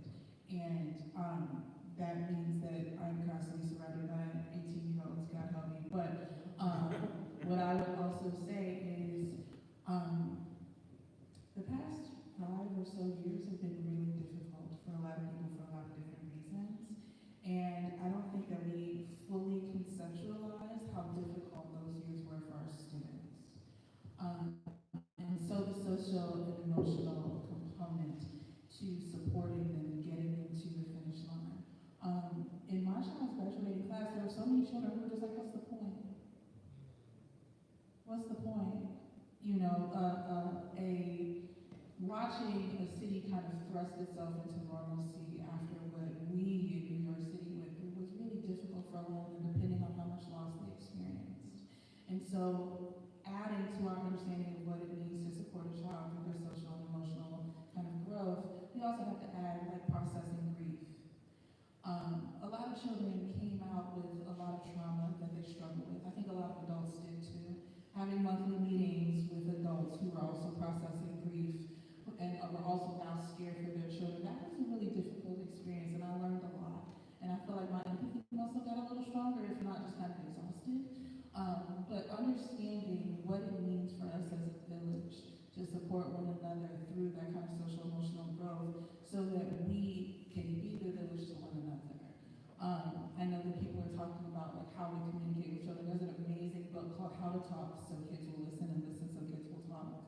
When I was a PTA president many moons ago, we hosted it because there's a workshop workshop component to the book. We did that, and that was really powerful, and it helped me to understand what I was seeing in my child, because she was struggling to communicate how difficult the grieving process was for her. And so I think that the investment in social and emotional support for us as human beings, not just for our kids as kids, but for how we communicate with one another to show up as a safe space, and as somebody who can sympathetically suggest, you should talk to someone professional. And not as a joke or as like a dismissive statement, but in a, I care about you and I think that this will be a thing that will help you be better or help you feel better. So I just think that the social emotional, the investment in that work for the village, so that we can be the village in a thoughtful and compassionate way, I think it's probably one of the best things that we can do, not just for our children, but for our community and our district as a whole. Thank you. That was powerful, talking about healing. Just not a shameless plug, but in March, I made social emotional month. I passed the resolution in the council, and I wrote an op-ed for city limits, and social emotional was the center of that conversation. It cannot be an option, it should be embedded in the curriculums that we teach every single day. And that should be at home when we talk about, for example, there's a school model, it's called the Crew Outward Bound. When they do restorative justice, they include the parents. Because remember, cultures, we restore what we call justice or restorative outside of the school building is different than what's happening in the school building. So we have to bring our stakeholders. And what you said was so important. 5 years ago, the city, our students are still navigating that space. They're still finding themselves. And adults too, right? I remember during COVID, my uncle passed away, but I was still teaching. I was still teaching in the morning, and I was running my campaign in the afternoon. And I remember I took a break. I attended the funeral on Zoom, because everything was on Zoom. I attended the funeral, and then I went right back to teaching, as if nothing happened. Until they invited me to a community memorial for those who lost family members, and that's where I had my moment, on Lenox Road and Nostrand Avenue. I bawled, because this was my father, this was my mom's brother. We were very close. He lived in Michigan. And it was that at that event that I realized that I had lost. But I was walking around, campaigning, teaching in the morning, as if nothing has happened. And it was that moment that I was like, wait, why am I crying? And then this is when I was like, oh, my uncle passed away. And I never processed that grief. Because I remember when I was teaching, their students who would come up, Ms. Joseph, I'm not coming to class tomorrow. I'm like, wow, I gotta go to the funeral, my grandmother died. That's the way they came on Zoom and gave us those messages. So our babies are still hurting, so we gotta make sure we provide that social emotional support, not only for the child, but I believe in the holistic. That means that family too. How are they processing that grief, and how do they help that student process that grief? So I have social emotional learning, mental health support, and that's what young people across the city, when they meet me, Chair Joseph, mental health support is very important for us. Thank you. I'm very interested in that response because I understand the grieving process and how the role of funerals and grieving in the African American community, how historically that's been a very long institution, and they had a process, and how COVID disrupted that, and the consequences of it in terms of long-term grief and people acting out on that long-term grief. Very much familiar with that. Well, those are the questions that we put together, and according to the schedule, we're opening it up. Billy, about questions from the audience.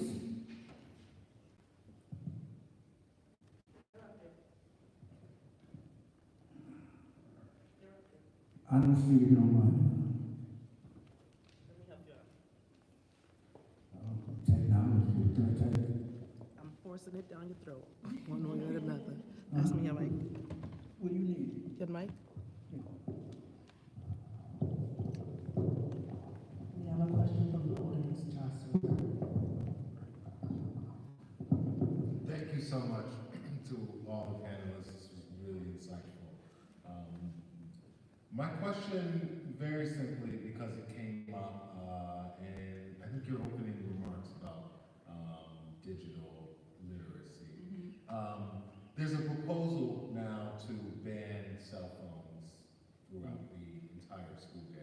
so just wanted to hear if anyone had thoughts on that, support against, should, you know, the state decide to move forward with that. I support it. Why? Because when we surveyed, it was the young people. And I always say how we center the voices of young people in decisions. We always make decisions for them and not with them. So as young people, when they surveyed, they said we can do it. For example, I have a public school student. He already has that system in place in his school. They have the Yonder Pouch. He comes into the school building, it goes in there, he has no cell phone access until it's lunchtime, and then once they come back, they have it. It's the young people that's asking. They're distracted, and it impacts their mental health, it impacts their academic journey. So they're asking for it. So if the young people are in support of it, I support it, and as a parent, I support it. We had enough screen time for 2 years. And we could put, like, on the weekends, I'm now practicing myself because I'm always on call. So if there's a fire, a shooting, or whatever's happening in the district, I get notifications. I started doing it on Sundays because I really needed to center myself. And I'm not always on the screen or on the phone. So I definitely support it for young people. And of course, there'll be exceptions for for students who rely on it for medicine, for rely on it because of special needs. Of course, there will be exceptions.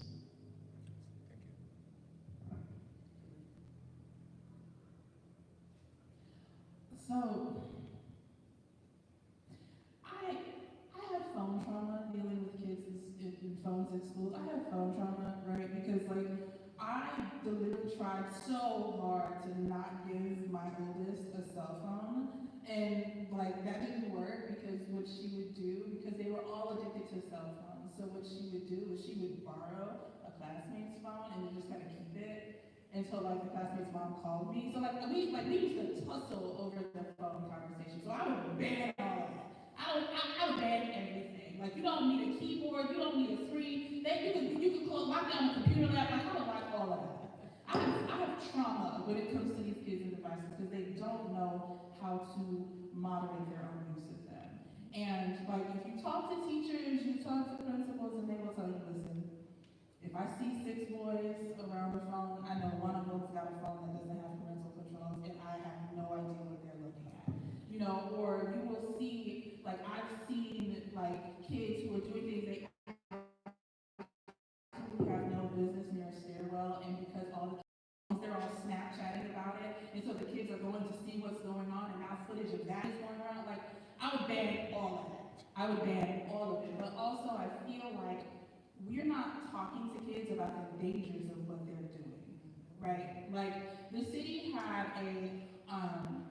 created the Ride Inside, Stay Alive kind of campaign against subway surfing, right? And I was a part of the focus grouping and outreach that they did because they did it with students and they wanted to see some of the CC presidents to be a part of that, to witness, so that we could have these conversations in the community. And a part of it is they're asking the students, how do we communicate not just the message of stop getting on top of train cars, but also what makes this so dangerous and what the risks are. Like, how do we communicate that information? Like, I feel like that's the important part. It's like, can you ban the phone? Sure, but can you also communicate to the kids the danger of this attachment to this thing? Why you feel so attached to it, what you're doing, and why it's actually interfering with your academics, the different ways it's interfering, because it's not just, oh, you're not paying attention in class, it's ultimately rewiring the way that you connect with information. Because you want the information to come 30-second sound bites. You don't necessarily want it to come in a 45-minute lecture. Like, you can't sit through it. How does that impact you as an adult?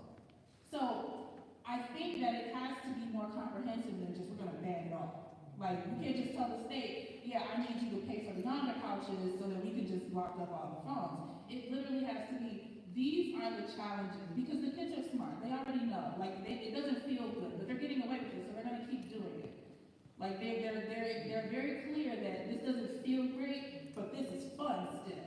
So like helping them understand all the reasons why they have to change their approach. Like I had to have this conversation, and it's like I would tell my daughter, she's 18, so I would have to tell my daughter, and it would be a conversation that I had to keep coming back to every 6 weeks. And eventually she made the decision on her own to just delete TikTok from her phone.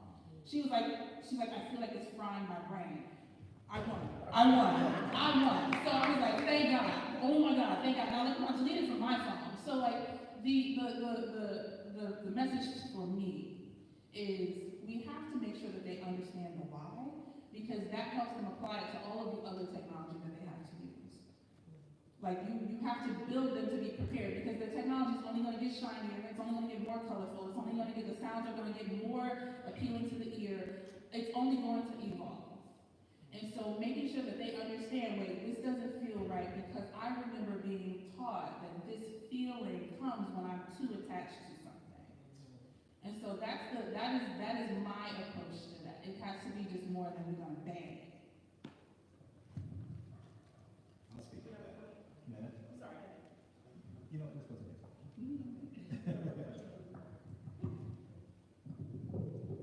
Thank you so much, everyone, for this really fantastic conversation. So I guess on behalf of the community board, my question is, how can the community board play a more productive role in improving the educational outcomes of students in District 17?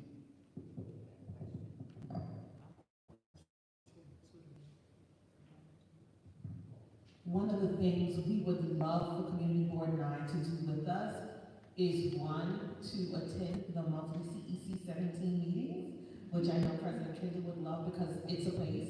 It's the Community Education Council, so Community Board 9, Community Education Council would do great work together. And of course, with me as the district superintendent, I work very closely with CEC 17. We are currently, and we've been doing this since I became superintendent in 2021, there's a district planning task force subcommittee of CEC 17. And what we've been working tirelessly at doing is surveying the community to find out, what type of schools would you like to see in District 17? What type of learning would you like students to have? What type of experiences would you like students to have? And so we would love to have your support by hearing your voice from the community, what you're hearing from folks, and also encouraging folks to attend these meetings and sessions which are open. Because when we have few people attend these meetings and few people complete the survey, it leaves the decision making up to us. And then when we make decisions, it's, you guys didn't listen to us. But we want to know, what does the community need from us to make the educational experience as meaningful as possible. Not just reading, writing, and math. You know, so we want to make sure that enrichment opportunities are in place. If there's an opportunity for a partnership, we would love to do that. So we would love to have you at the table with us as we're having conversations about the state of our schools. And there are things you might know that are happening in the community that we don't know. That helps us as well. So, you know, sometimes folks go to the office, or if I'm walking around the community, you know, I think I was just telling Erica, I went to visit a school the other day, and as I was walking to my car, I ran into a parent, she goes, "Oh, superintendent, let me tell you." I run into folks in the corner store, and they say, "You need to come out to the CC meeting. You need to come out to our forums and share these things with us, because we can't get better, and we can't completely deliver the goods unless we know what you want." So that's my ask of you all to please stick with us. So I will add to that, since my meetings were not checked. What I will say is, I think that to come to talk to us so that we can understand how you see the community from your vantage point. Because what happens at our meetings is we look at the data, but data only tells one part of the story, right? And that's not just academic data, that's not just enrollment data, but what children do we have in the community who have needs that might not be met? You know, what children do we have in the community where we can provide a little bit more targeted support? What kind of cohorts in the community do we have where partnership with like the private sector might actually produces something fruitful for our children, right? Like one of the things that we've been working day and night on for like the last 3 years is we've been trying to figure out different ways that we can use the space that we have in our district to try to meet the needs of not just our district, but the borough. And the reason that that's the approach is because we do have shrinking enrollment in the district, But we also have children, not just in District 17, but in District 32, District 16, District 23, District 19, who are traveling sometimes to completely different boroughs to get their needs met. Councilmember Joseph was talking about transportation. A part of the problem with the transportation is there are so many children who have needs that cannot be addressed in their local communities, and they have to be bused elsewhere. But when you bus a child out of District 17, you are defunding District 17 because there's a dollar amount associated with every child. So what does it mean to provide the needs for our children in the community where they live? And one of the things that we've been working on, and I see my partner, Ms. Pena, back there, we've been working on something we call the Central Worker Literacy Academy. And this is supposed to be a tool for supporting struggling readers. It is not a school for special education. It is not a D75. It is not a school specifically and solely for children with IEPs. It is literally if your child, based on their academic data and their assessment data, proves to be someone who struggles with literacy, we have the tool to support them. And it does not require an IEP. Your child does not have to be assessed for an IEP to join, to be a part. We are trying, and in the approach of creating a community school, we are also putting adult literacy there. Because if you have a child who struggles to read, you're not going to be able to throw a rock far enough before you find an adult also in that child's family who struggles to read also. So making sure that the entire foundation is strong in ensuring that you are changing not just what it means to teach a child to read, but to support literacy in the community. That's the kind of work that we do with the District Planning Task Force. And we know that we need to do it for all kinds of different types of approaches. Just like how we were talking about the theory of multiple intelligences, how many different ways can we create to get a child to the goal? And that's the kind of approach that we take with the task force. And we know that there are a lot of brilliant folks, a lot of folks who are current and past educators that are part of Community Board 9, and we would love to have you to join us in those conversations. Because at the end of the day, I have a lot of great ideas. I could talk all day, I'm sure you see that. I'm full of ideas, but it's not just what does Erica want. It's not just what does Superintendent want. It's Community School District 17. It's the Community Education Council. It's not just Erica and Mike for 90 minutes, you know what I mean? So that would be my thing. I would just love for folks to come out and feel empowered to share their questions and concerns, and to discuss with us what they see in the data that we present, so that we can figure out different ways to meet the moment that presents itself for us and our children. That's all. I think a way that we can support, I might be limited with information in regarding if programs exist already, but one of the things that I notice with our youngsters is service in their community, partnership with organizations that is in the community to teach our children to be change agent for the community. It's easy to say we want them to be a part, but if we don't have them practicing from the very young as they evolve, it's hard to get them to commit to want to be change agent if it wasn't embedded from young going up. I did a project with the WE program that used to exist in regarding to world hunger.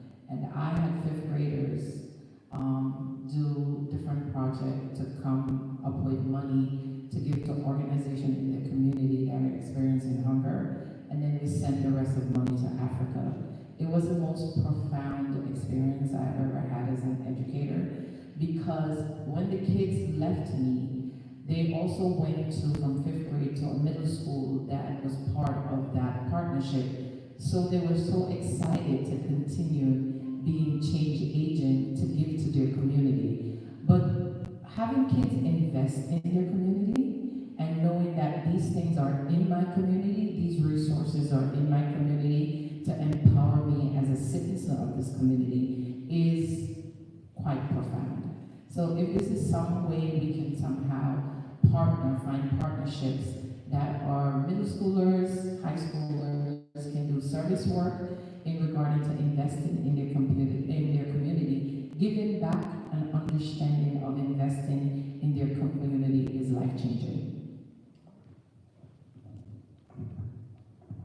Thank you for the question. One thing I have to say, because as far as community boards are concerned, I don't think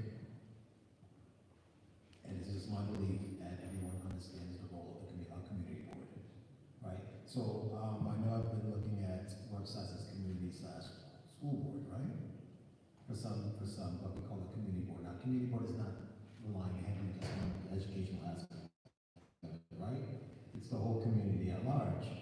So, my wonder is, but I don't know how. And right. But I'm thinking, right? Brooklyn boy, Brooklyn man, went to high school here, went to Jamaica for school, came back here, went to high school and everything else, right? And been teaching in Brooklyn for 20-something years, 27 years, right? And I've never joined a community board. I've never attended a community board meeting. This is my first, right? And now we have district with numbers, and we have community board with numbers. It's community board 9. That's one thing. And I'm trying to figure out what's the role of the community boards, right? And as far as community is concerned, it's not just schools. Schools is just a part of the community, but it's other organizations around the community, right? So when I came here, I was expecting other organizations and businesses to be here as well, even though it just might be an educational aspect. But I know at this particular school, especially on Franklin Avenue, our students keep those businesses afloat in the daytime or when they're leaving, right? So, do they know about the function of the community board? Now, and I know we're hosting you today, and as I said, welcome to Cartwright High School, and thank you for having you, but I just need to know if you can explain to me and explicitly educate the community 9 about the role, your why, and how much we need you at the meetings. Wow, okay.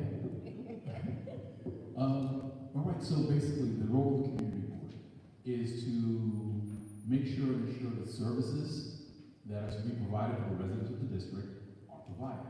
So in a larger aspect, if garbage is getting picked up, the community board plays an aspect in that in terms of making sure we are liaising with the appropriate agencies to make sure that that's happening. In terms of policy changes, if there's certain things that are happening in the city, a lot of those, the community board serves an advisory role for that. So if they are changing, if they're implementing rules of housing, if they are doing things with liquor licenses in the district, we have an advisory part of that. But I think one of the more important roles is the advocacy part of that as well. And this is really kind of the reason why we wanted to convene this conversation, to make sure we had that in terms of understanding where do we need to inject our voice. So that's part of the reason why we do these, where we try to have town halls. We always invite people to come to our committee meetings as well. The one thing we say as a community board, we consist of up to 50 members that are appointed by the borough president. But even with that, we don't always know what we don't know, which is the reason why it's important for us to have these conversations. It's important that we understand that CDC exists and there are certain things that you're working on, and conversely, that the community board might be working on things from a slightly different angle. But really getting everybody at the table to say, you know what, we really should be working together on this, where we can get more bodies, we can have more voices to give support for the things that are really important in this district. Education is important in this district, so I really thank everyone for coming, and I want us to make sure that we'll always continue dialogue, because this is where we're going to get to where we need to go, and we're going to be able to get more people here, make sure that there are more voices that amplify the message. We deserve the best for our kids here in District 17. And you have a part in CB9, and what that can be said right here, right now in the district. And we look forward to more of these conversations happening. I apologize that I didn't answer it all, but absolutely I hope this is the beginning of the dialogue, and we can figure out where we can even more deeply get into how we can support each other and get things done. And I also appoint, with the suggestion of the borough president, we work together in putting people, but that's why this year it was so important. I think it's 16, you can join a community board? Absolutely. 16, so we were promoting for young people to get on there, because we wanted to hear young voices in helping make decisions. So we promoted myself and the borough president to make sure we were getting as young as 16 years old to get on the community board. That's where your EULA is heard. Housing is a very important thing in our communities. That's what the conversation start about. If we're going to build a building, we start at the community board. If we're moving a bus stop, it starts in the community board. You can wake up one day and the bus stop is missing. You're like, but how did this happen? It was discussed in the community board, education, public safety, all of that. It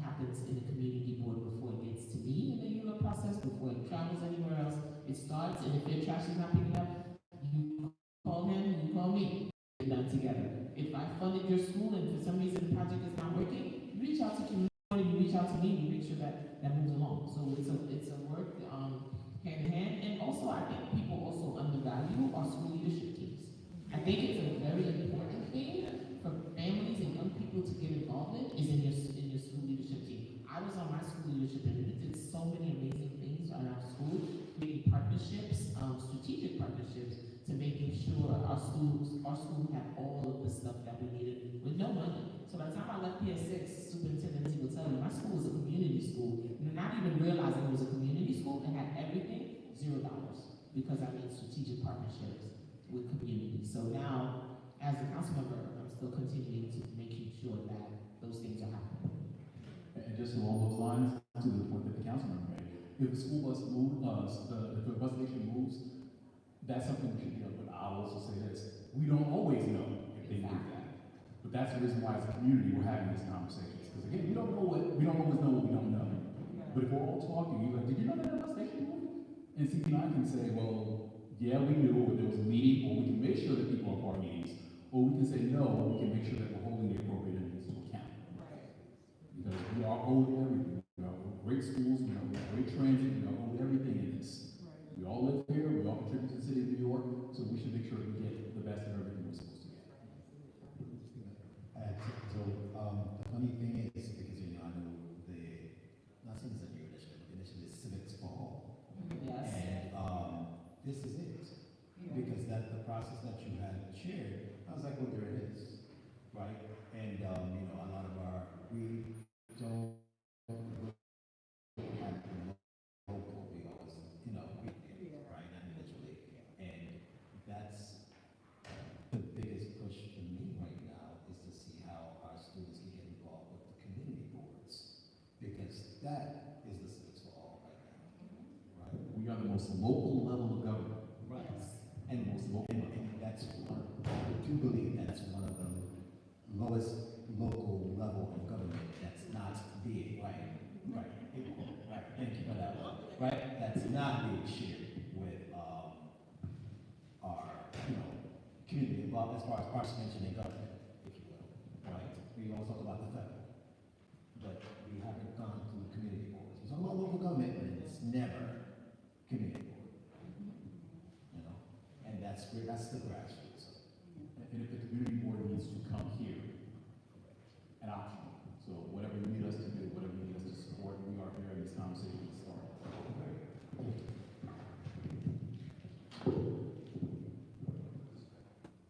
I think there was one more question, so I can point a privilege. That's mine. You know, we're gonna go right over here with my phone.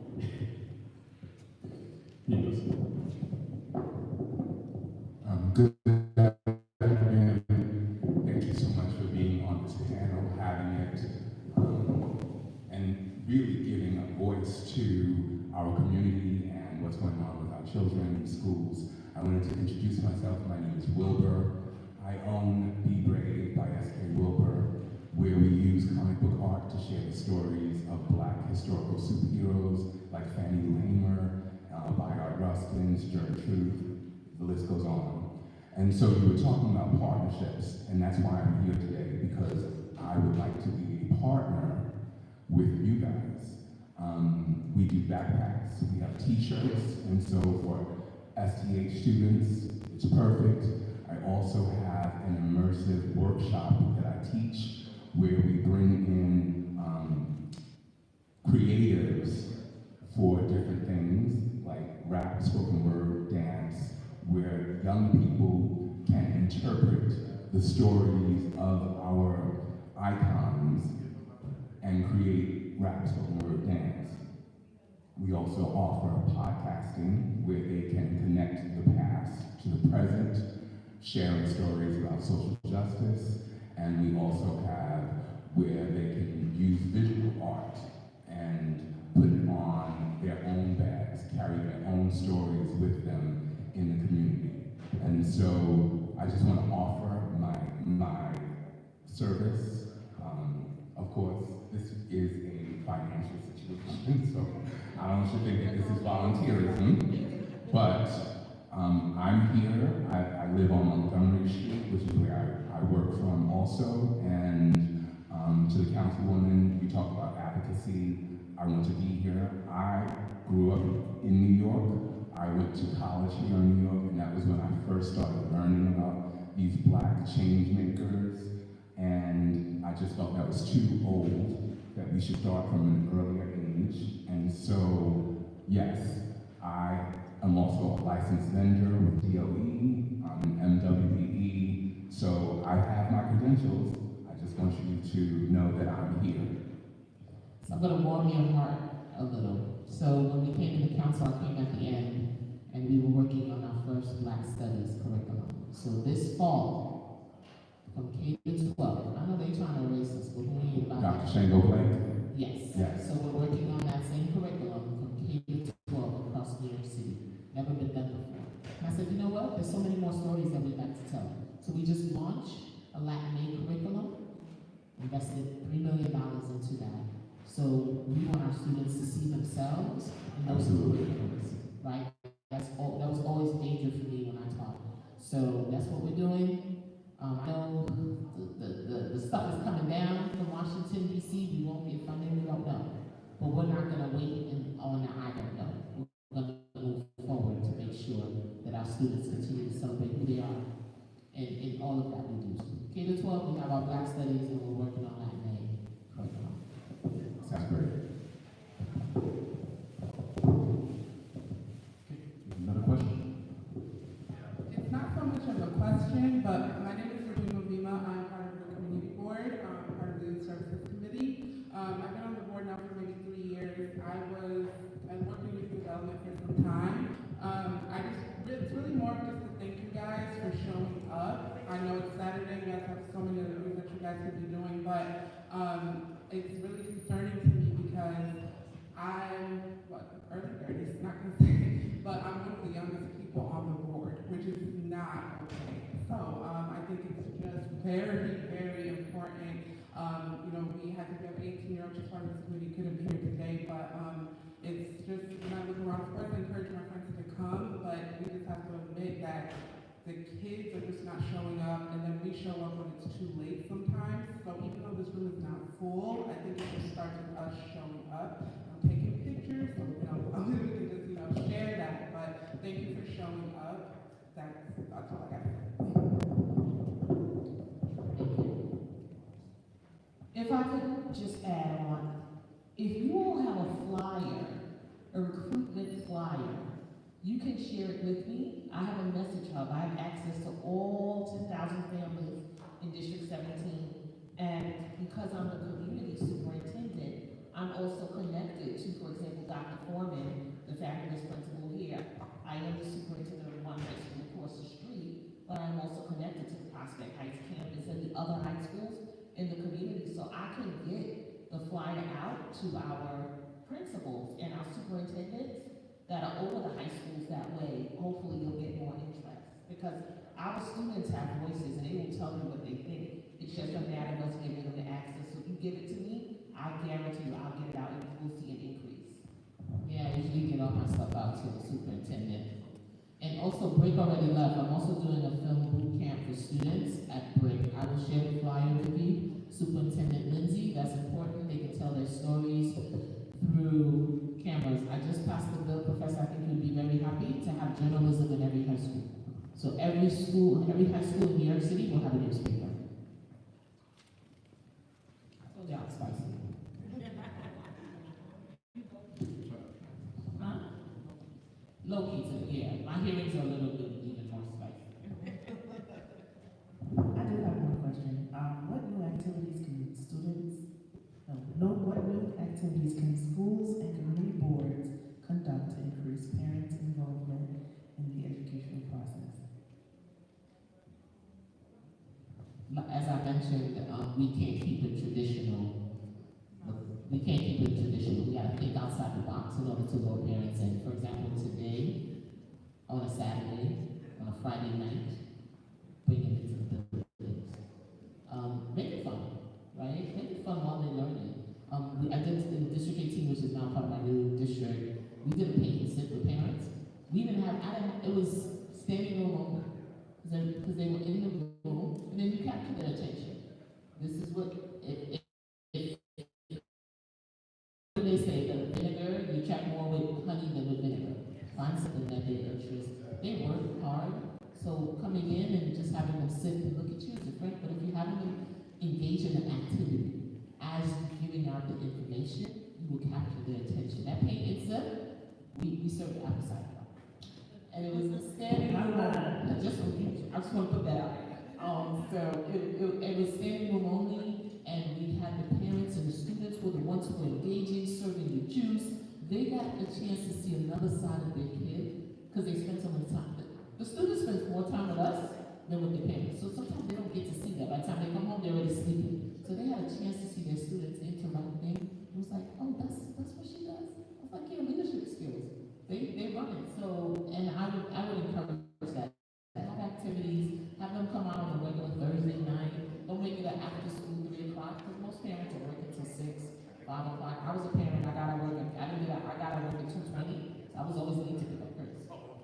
So I think we should be thinking creative and think outside the box.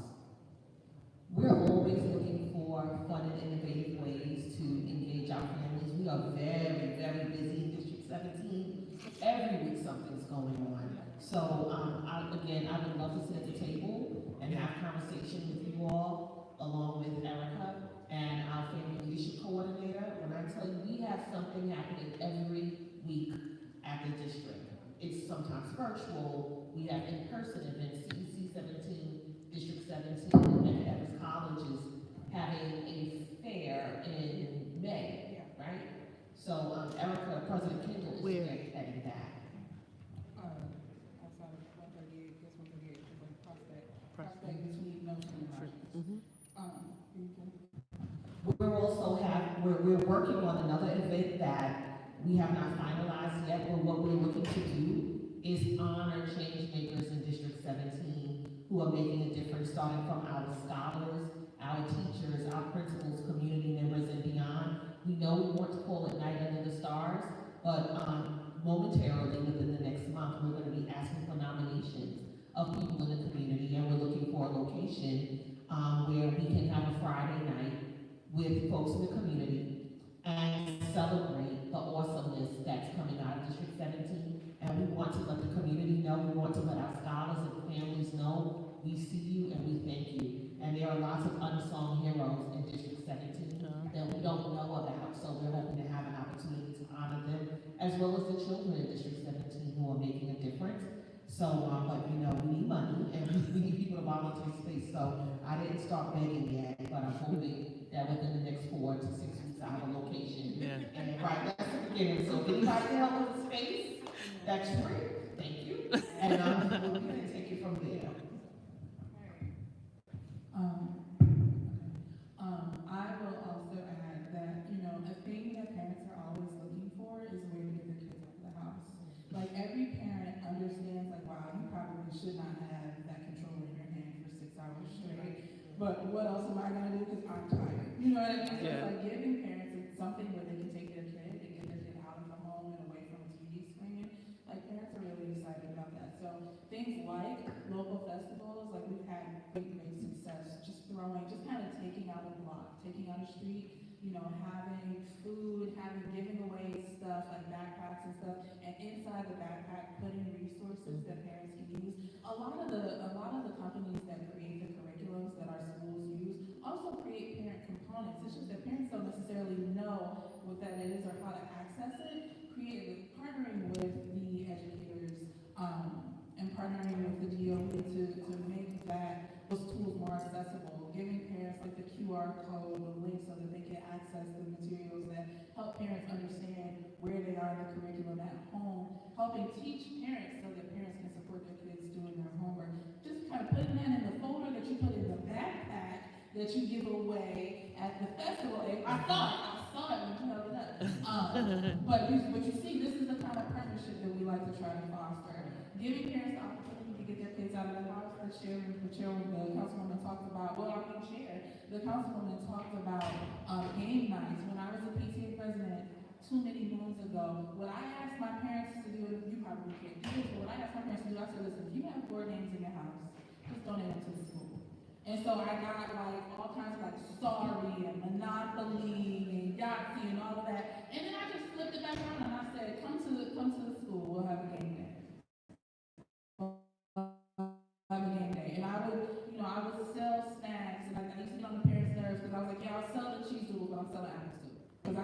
that person. So it's like, you know, come, I'll have concessions or whatever, and then we also have the teachers there sometimes, and if parents have questions, they have the teacher right there to answer.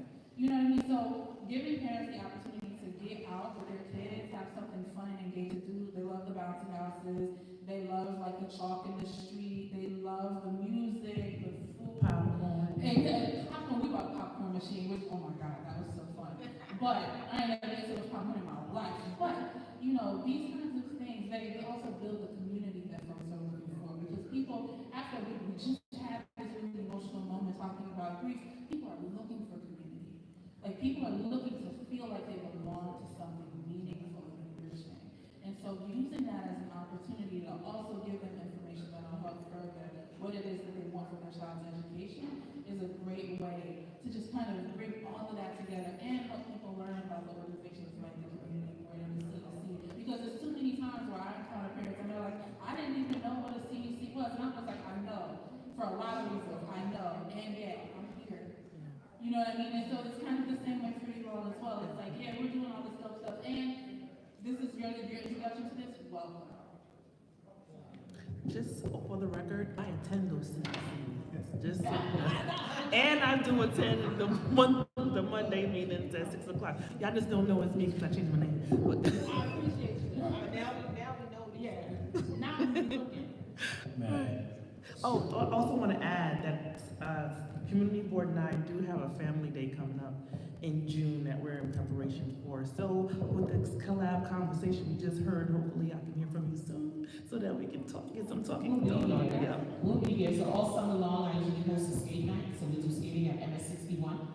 And I do movies under the stars, free movie, popcorn, whatever. And then that's how you capture the parents. They all come to bring the kids, right? So I take 15, 20 minutes to dress this what's coming up, this what's coming up. Watch the movie, free skates. You don't have to pay for anything. And this year I'm adding silent disco. So you're gonna have your headphones on, you don't know what you're doing, and whatever move you're making, and I'm adding Zulu. And so those are the community, that's one way for me to capture them and make sure they participate. Man. Okay, so you were talking about parents involvement in community boards. I was wondering if the community boards, like the different various schools around the community, and actually appeal to the PTAs as well by administering a survey. Because, you know, we can say one thing, but you know what? The PTA or the parent coordinator of the school can actually, you can secure a code, or you facilitate the laptop card in the schools where they can actually have, through the survey, so that we can get the data as to what the community needs. So, you know, so that's also a possibility again. So here at Claremont High School, we have the PTA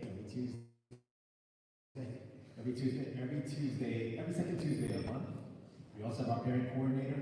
If you have a survey, any type of Google forms that you have, which that's great, we will actually administer it here, and then you get information as to what the parent needs. Like, for example, I took a whim, and I said I had a relationship with almost all the graduates. I mean, representative graduation class. So I went to the bank just to get some sort of money transfer. Saw class of 2015, community manager at Chase. And I said, hey, you want to come in and educate the families on financial literacy or financial health? And he said, yes, we already have a curriculum, as you mentioned before. So I was like, okay, that's like, even as parent engagement, I am connecting our former, our alum to come in and educate the parents. So that's one thing. Now that's me. That Chase is only Avenue all the way by the junction. I don't think that's District 17. That's still 17, so great. So that's the community involvement. But as I said, if you come up with a survey that could be that can be administered by the PTA president and parent coordinator, you will then know the needs of those parents, especially at our I'll be hosting a prom dress giveaway. So I'll be sending you all that information. Okay.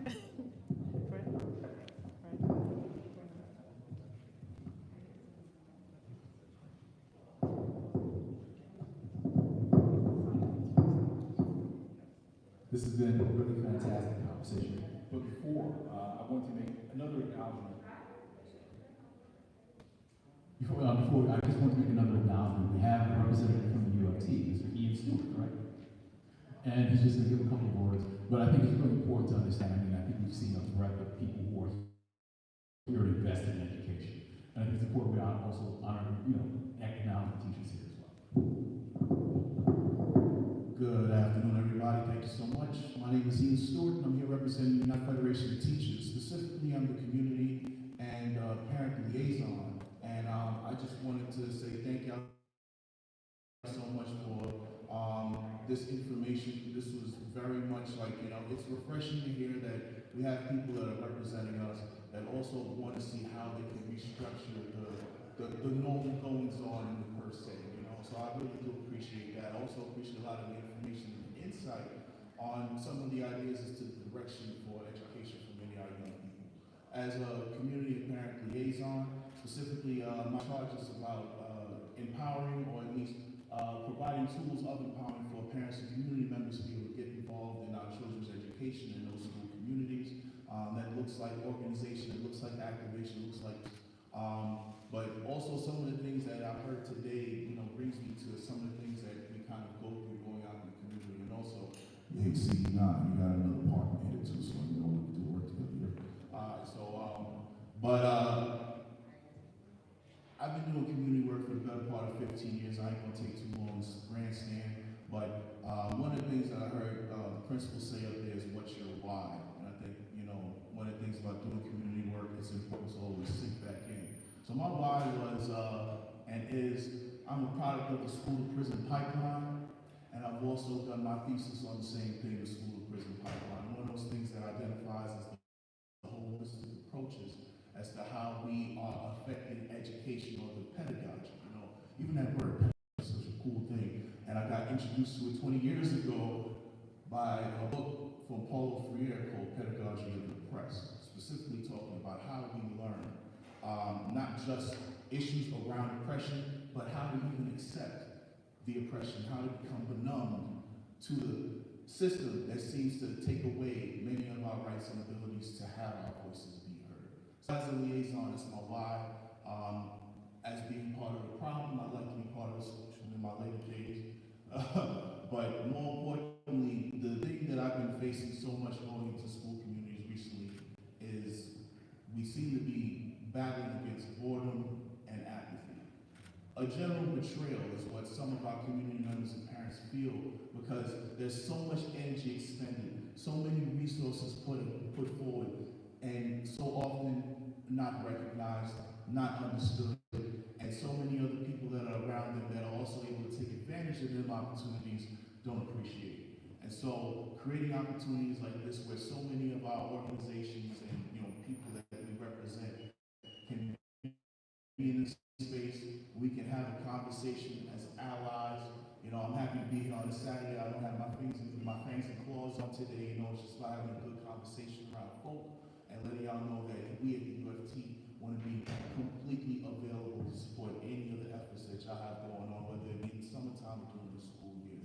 But one of the things about boredom and apathy that we have to do, and it's about where you feel about your why as to whether or not you want to take a piece of that responsibility or not. But I feel like as educators, there's a sacred responsibility that we have sometimes to go above and beyond what is our station, what is the focus of quote-unquote being a teacher, because you're not a teacher just in that classroom.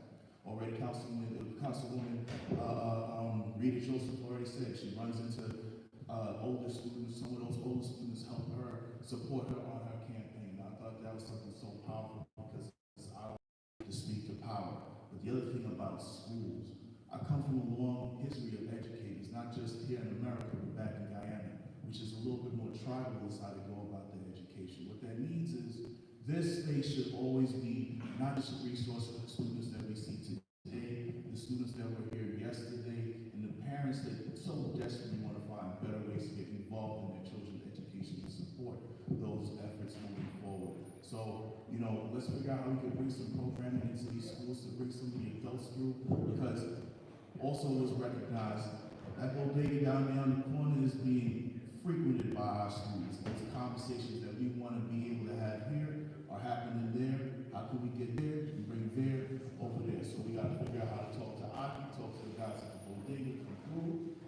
but more importantly, like you said, creating spaces that parents are interested in, and, you know, hopefully be able to create a space where they feel empowered and not able to be part of that. Thank you.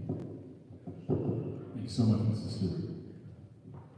Okay, so on our agenda, we have Councilmember Joseph, who is scheduled to give our keynote address. I think we got the extra bonus of actually having being able to participate on the panel today as well. But at this time, I would like to offer, did you have any final remarks that you want to give as well, or any additional information you'd like to provide?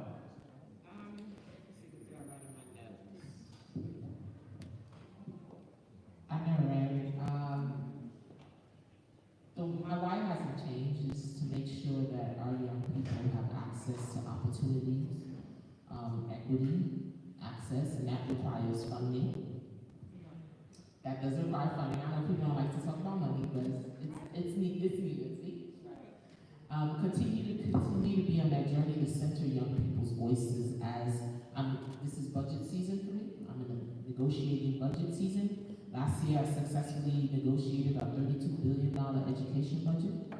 Looking forward to doing the same thing and providing the same services. So in May, when we talk about advocacy, the executive budget hearing is happening in May. I encourage everyone to come out and talk and see how we shape that budget. I shaped that budget last year with young people in mind. They came to testify, and I always prioritize young people. And my youngest person who came to testify before me was 7 years old. Why? Her social worker was funded with federal dollars, and those federal dollars were expiring. So she came to say, Councilmember, I love my social worker, here's her name, please make sure you continue to fund her. And that was my why as I stepped into the budget room. I remember that 7 years, and that was on the line to be cut because the federal dollars were expiring. And we were able to secure all social workers, all guidance counselors, all mental health continuum, all STH coordinators with that why. So I center my work around young people. I listen to them. They are who carries from 3K to 12th grade. They tell me. And even when they come and testify before me in the chambers, once they put their name on the slip and it says students, they testify before the adults. Last year I took a 5-borough tour, listening tour, to listen to parents and families about what they wanted to see in that budget. And young people came out, they showed up for themselves. I was so proud of all the young people.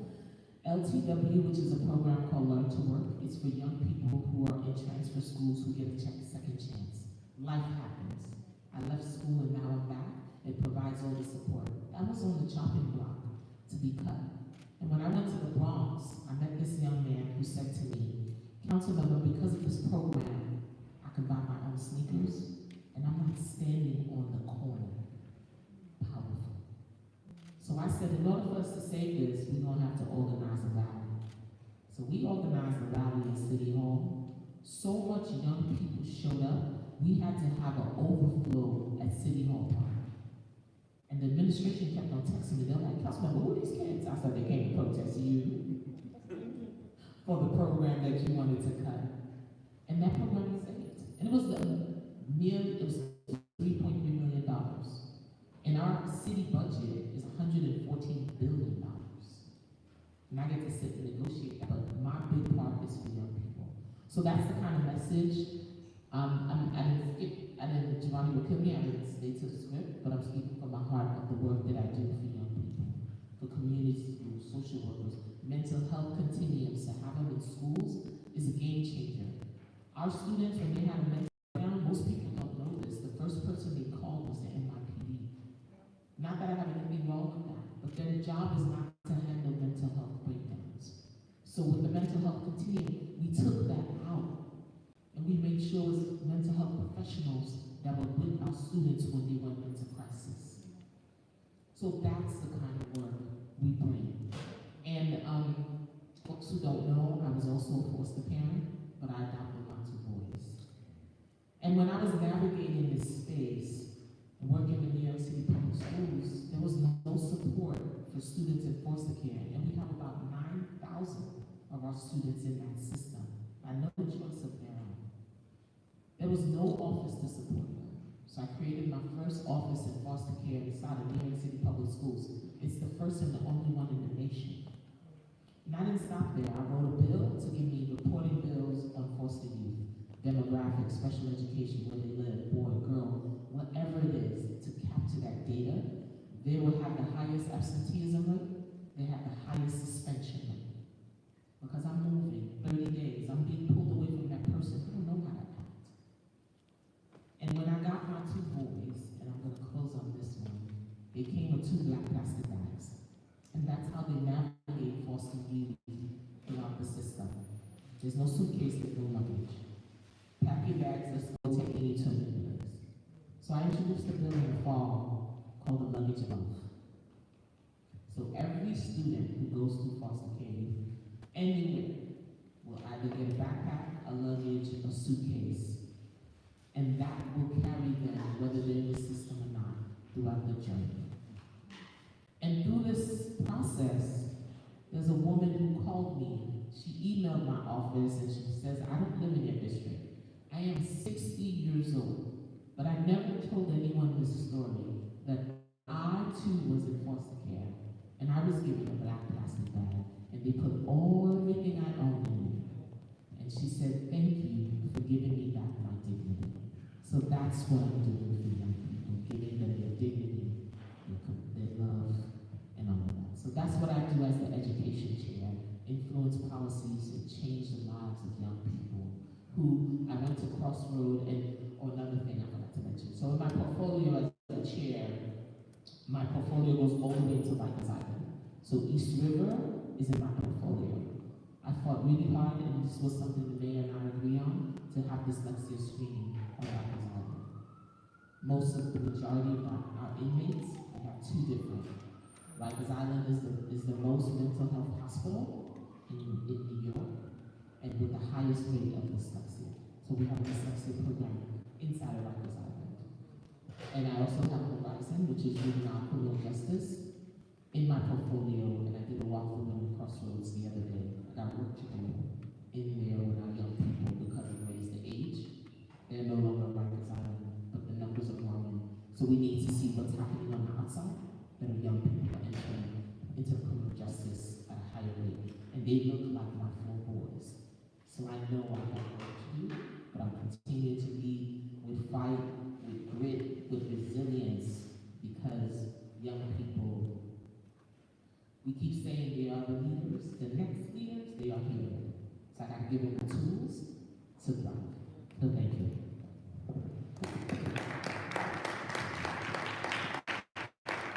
Thank you so much, Councilmember. You know, when I looked at the weather report for today, it said, rain.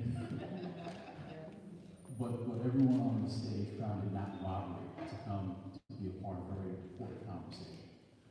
I always tell my kids, I don't know what I can be, but at least if I give you an education, hopefully that is going to be enough for you to be able to do what you need to do for yourselves.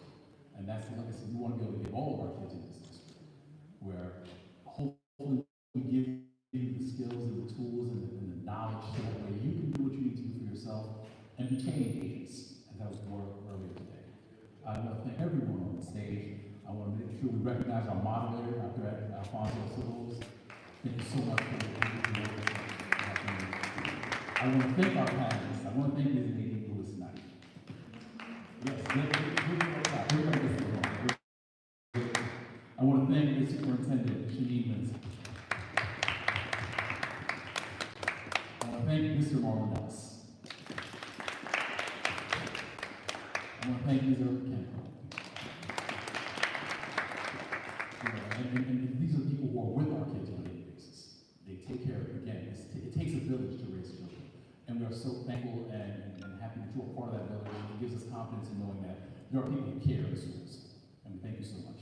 Again, I want to recognize partners. I want to thank UFT as well. I want to thank the principals and the administrators who were here before. I want to also take a point of privilege just to thank my Education Library Committee for all the hard work. We saw the planning, we saw it on paper, we see what came out today. It's phenomenal. And thank you all for that. I want to give a special permission to Ms. Billy Martin for that as well. Our youth services chair is also here. I want to give thank you to really hard resources there. Those two committees have been working very closely because we know there are a lot of conversations that should be had in terms of not just education, but what services we provide and what do we give them access to as well. I want to thank the members of my board who came out today as well. I want to thank our district office team, our district managers here this afternoon, Mr. Dante Armine. I want to thank district office staff. I want to thank Mr. Dante Armine, our district manager. I want to thank our district office staff, Ms. Mia Hilton and Mr. Khalid Jawad, who are the power behind, and they just get so much work done in terms of doing that. They do that work that we were talking about in terms of making sure services and advocates happen. I'm just so happy about this conversation, and I look at this as the beginning of more dialogue, more collaboration, because when we put all this talent and knowledge together, I think there's nothing we cannot do. Looking forward to additional conversations. And lastly, I also want to thank all those who have logged in this afternoon, who weren't able to attend personally, but are still watching the conversation and taking notes. And typically after these, we get phone calls talking about, I wasn't able to come, but I think this is important for us to be a part of. So I'm hoping that this is a spark that starts a larger movement that, again, gives our kids what they deserve in CB9 and in District 17 as well. So at this time, we are going to conclude our program. I want to thank everyone again for attending. We do have a small, modest reception, so we invite everyone who's still here to stay for that. An opportunity to just have a little refreshment. To still... Oh, there's ants. Maybe there's 2 cookies left. So but it was a fun encounter.